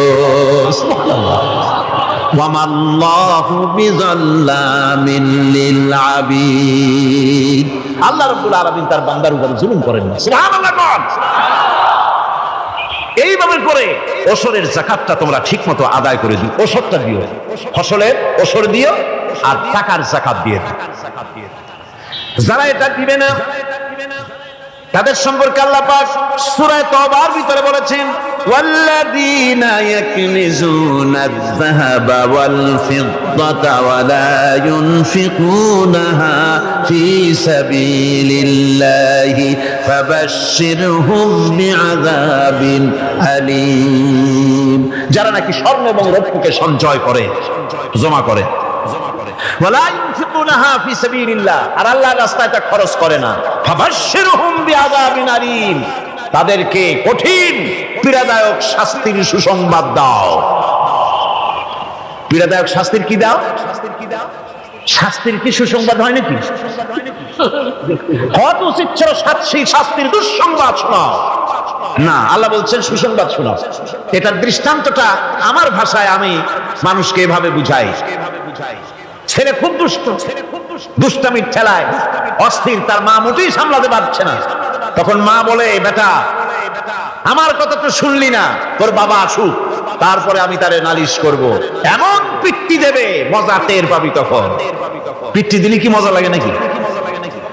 তার মানে শাস্তির তীব্রতা বুঝাবার জন্য বলা হচ্ছে, মজাটা টের পাবা। আল্লাহ রাব্বুল আলামিন বলছেন, কঠিন পীড়াদায়ক শাস্তির সুসংবাদ ওদের দাও। সোনা রূপা যারা জমা করে রাখে, যাকাত দেয় না, আল্লাহর রাস্তায় খরচ করে না, সোনা এখন পুরুষেরাও ব্যবহার করা আরম্ভ করছে। অবশ্য চিটাগংয়ে এমন কাম শুরু হয়নি। ছাত্র, শিক্ষক, অফিসার গলায় একটা সোনার চেন, শীতের দিনেও সামনের বোতাম খুলে রাখে যাতে চেনটা সকলে দেখে। মিয়া সাহেব, এটা সোনার চেন না, জাহান্নামের আগুনের শিকল পড়েছো। পুরুষের জন্য এক রত্তি সোনাও হারাম। তোমার শরীরের সৌন্দর্য বাড়াবার জন্য স্বর্ণ ব্যবহার করতে পারবা না, স্বর্ণ রৌপ্য জমা করলো আর আল্লাহর রাস্তায় খরচ করলো না। রব্বুল আলামিন বলেন, ইয়াউমা ইউহমা আলাইহা ফি নারি জাহান্নামা ফাতুকওয়া বিহা জিবাহুহুম ওয়া জুনুবুহুম ওয়া যুহুরুহুম। একদিন আসবে এমন যেদিন এই সঞ্চিত ধনরাশি, সোনা দানাগুলি জাহান্নামের আগুন দিয়ে জ্বালানো হবে। আজ জাহান্নামের আগুন দিয়ে জ্বালায়া এইগুলি দিয়ে তার পিঠের উপরে আর পাঁজরে সিল মারা হবে জাহান্নামের আগুন দিয়া। বলা হবে, হাদা মা কানাজতুম লিআনফুসিকুম ফাযুকু মা কুনতুম তাকনিজুন। মজা চাখো, স্বাদ গ্রহণ করো, এ হলো তোমার সেই সঞ্চিত সম্পদ, সঞ্চিত ধনরাশি যা তুমি জমা করেছো আর আল্লাহর রাস্তায় খরচ করনি। এখন এর শাস্তি গ্রহণ করো। সুতরাং সঞ্চয় করা মাল জমা করা এক শ্রেণীর লোক আছে। আল্লাহ পাক বলছেন আল্লাযী জামা মালান ওয়া আদ্দাদা, মাল জমা করে আর মোছে তেল মাখে। টেলিফোন করে, হ্যালো সোনালী ব্যাংকের ম্যানেজার সাহেব নাকি? বলে হ্যাঁ, দেখুন তো আমার ব্যালেন্সটা কত। উনি বললেন, বল্টু সাহেব আপনার ব্যালেন্স হচ্ছে 50,77,372 টাকা 79 পয়সা। তখন মোজ ঘষে, আতর লাগায়, তেল মাখে, আর মনে মনে আনন্দ হয়, আরো কিছু জমা করতে পারলেই তো কঠিন কোটায় পৌঁছে যাব। আল্লাযী জামা মালান ওয়া আদ্দাদা, মাল জমা করে আর গুনতে থাকে, আল্লাহর রাস্তায় খরচ করে না। আল্লাহ রাব্বুল আলামিন বলছেন খুয মিন আমওয়ালিহিম সাদাকাতান তুতাহহিরুহুম ওয়া তুযাক্কিহিম বিহা, তাদের অর্থ সম্পদ থেকে যাকাত উসুল করে তাদেরকে পবিত্র করে দাও। যাকাত আদায় করার মানেই হলো তার সম্পদগুলি পাক হয়ে গেল, কোন আলহামদুলিল্লাহ, সম্পদ পাক হয়ে গেল, পবিত্র হয়ে গেল। আর যেই সম্পদের যাকাত দেওয়া হয় না, আল্লাহর রাস্তায় খরচ করা হয় না, তা সম্পূর্ণরূপে অপবিত্র, নাপাক। কি পরিমাণ সম্পদের নিসাবটা কেমন হবে? নিসাব হবে 52.5 তোলা রৌপ্য যদি আপনার কাছে থাকে, আপনি বাজার দর হিসাবে যাকাত দিবেন। স্বর্ণ 7.5 তোলা পর্যন্ত যদি হয়ে যায়, তাহলে অবশ্যই বাজার দর হিসাবে প্রতি বছর তার যাকাত দিবেন। ছাগল যদি 40টা থাকে যাকাত দিবেন, গরু যদি 30টা থাকে তাহলে যাকাত দিবেন। যাকাতের মাসলাটা খুবই কঠিন, যেখানে সেখানে গিয়ে জিজ্ঞেস করে এর জবাব পাওয়া সুকঠিন হয়ে যাবে। এই জন্য মাল পবিত্র করার জন্য, জাহান্নামের কঠিন শাস্তি থেকে বাঁচার জন্য আমি আপনাদেরকে উপদেশ দেব, সাজেশন করব, পরামর্শ দেব একটা বই পড়ার জন্য। বইটা লেখক হচ্ছেন আল্লামা ইউসুফ আল কারজাবী। এই বইটি আপনারা সংগ্রহ করবেন, ইসলামের যাকাত বিধান। বইটি আপনারা সংগ্রহ করবেন মনে করে। বই আপনাদের ঠকাবে না, বই আপনাদেরকে দেউলিয়া করবে না। বই কিনবেন, ভালো হবে, নিজের জ্ঞান সমৃদ্ধ হবে, হক এবং বাতিলের পার্থক্য বুঝতে পারবেন। তাই তওবার মধ্যে আল্লাহ পাক যাকাত কোথায় কোথায় দিবেন খাতগুলি আল্লাহ বলে দিচ্ছেন, কোন আলহামদুলিল্লাহ।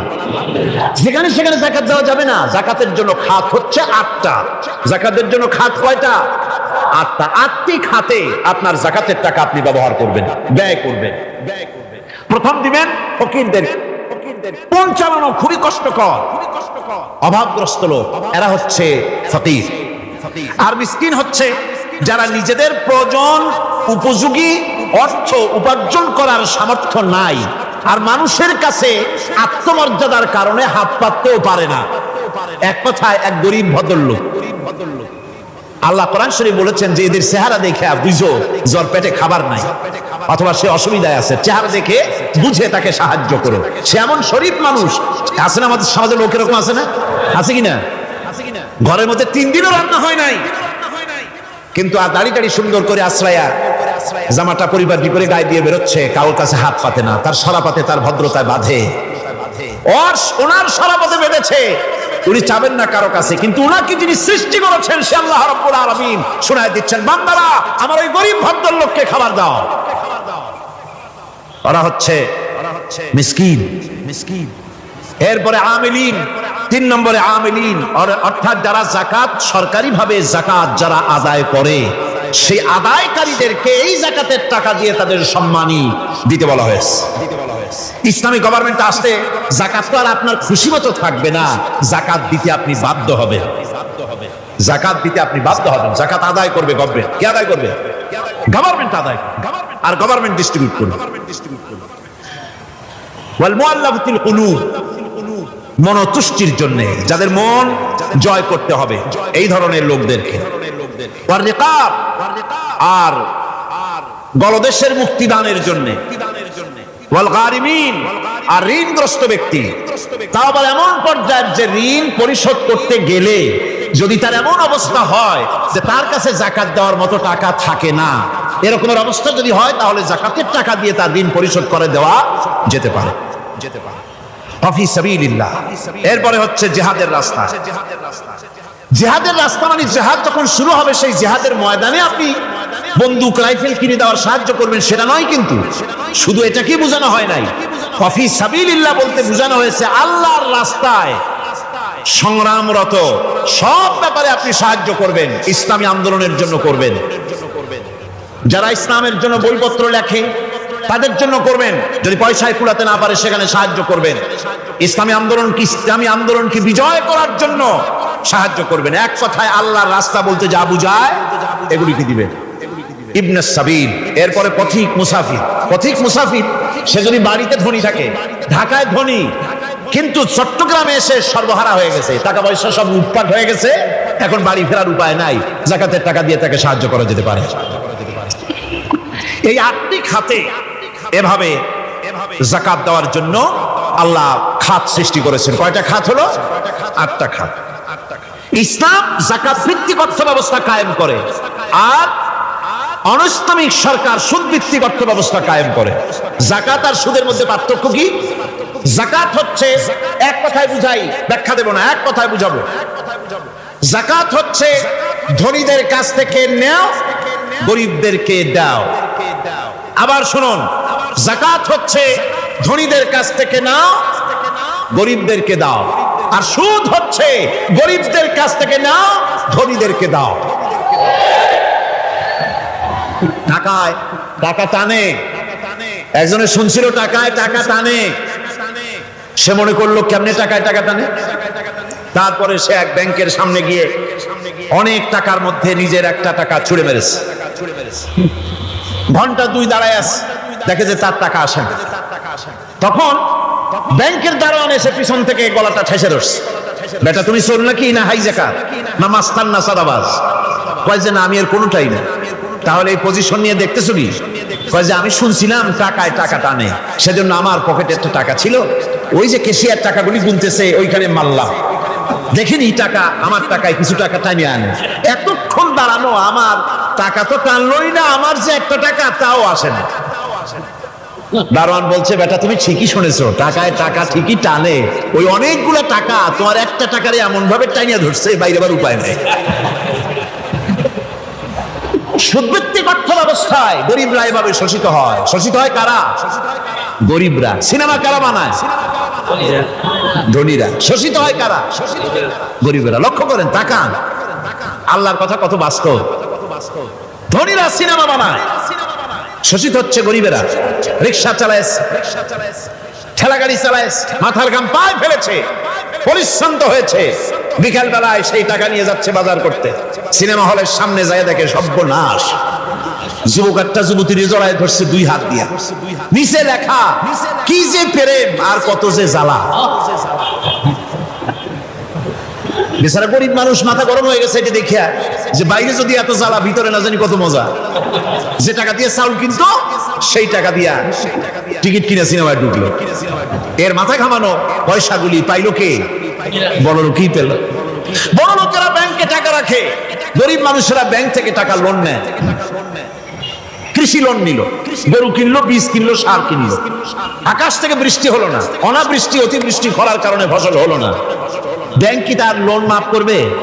তার সুদ মাফ করবে? শেষ পর্যন্ত গরুটা বেচা মায়ের হাতের বউ হাতের শেষ চুরি গাছা বিক্রি করে লোন পরিশোধ করলো। বড় লোকের টাকা ওখানে ছিল, ওই টাকায় আরো টাকা গিয়ে জমলো, আর গরিব ফতুর হয়ে গেল। এই জন্য আল্লাহ পাক বলেছেন সুদ হচ্ছে ওয়াহাল্লাল্লাহুল বায়আ ওয়া হাররামা রিবা। আল্লাহ পাক ব্যবসাকে করেছে হালাল, সুদকে করেছেন হারাম। এই সুদের মধ্যে 70টি গুনাহ, তার 70 গুনাহ হলো নিজের মায়ের সাথে জিনা করা। জোরে কোন নাউজুবিল্লাহ। মায়ের সাথে জিনা করার চাইতে নিকৃষ্ট, এটা হলো ছোট গুনাহ। টের পাইছেন? এটি হলো ছোট গুনাহ। তাহলে বড় গুনাহ কি?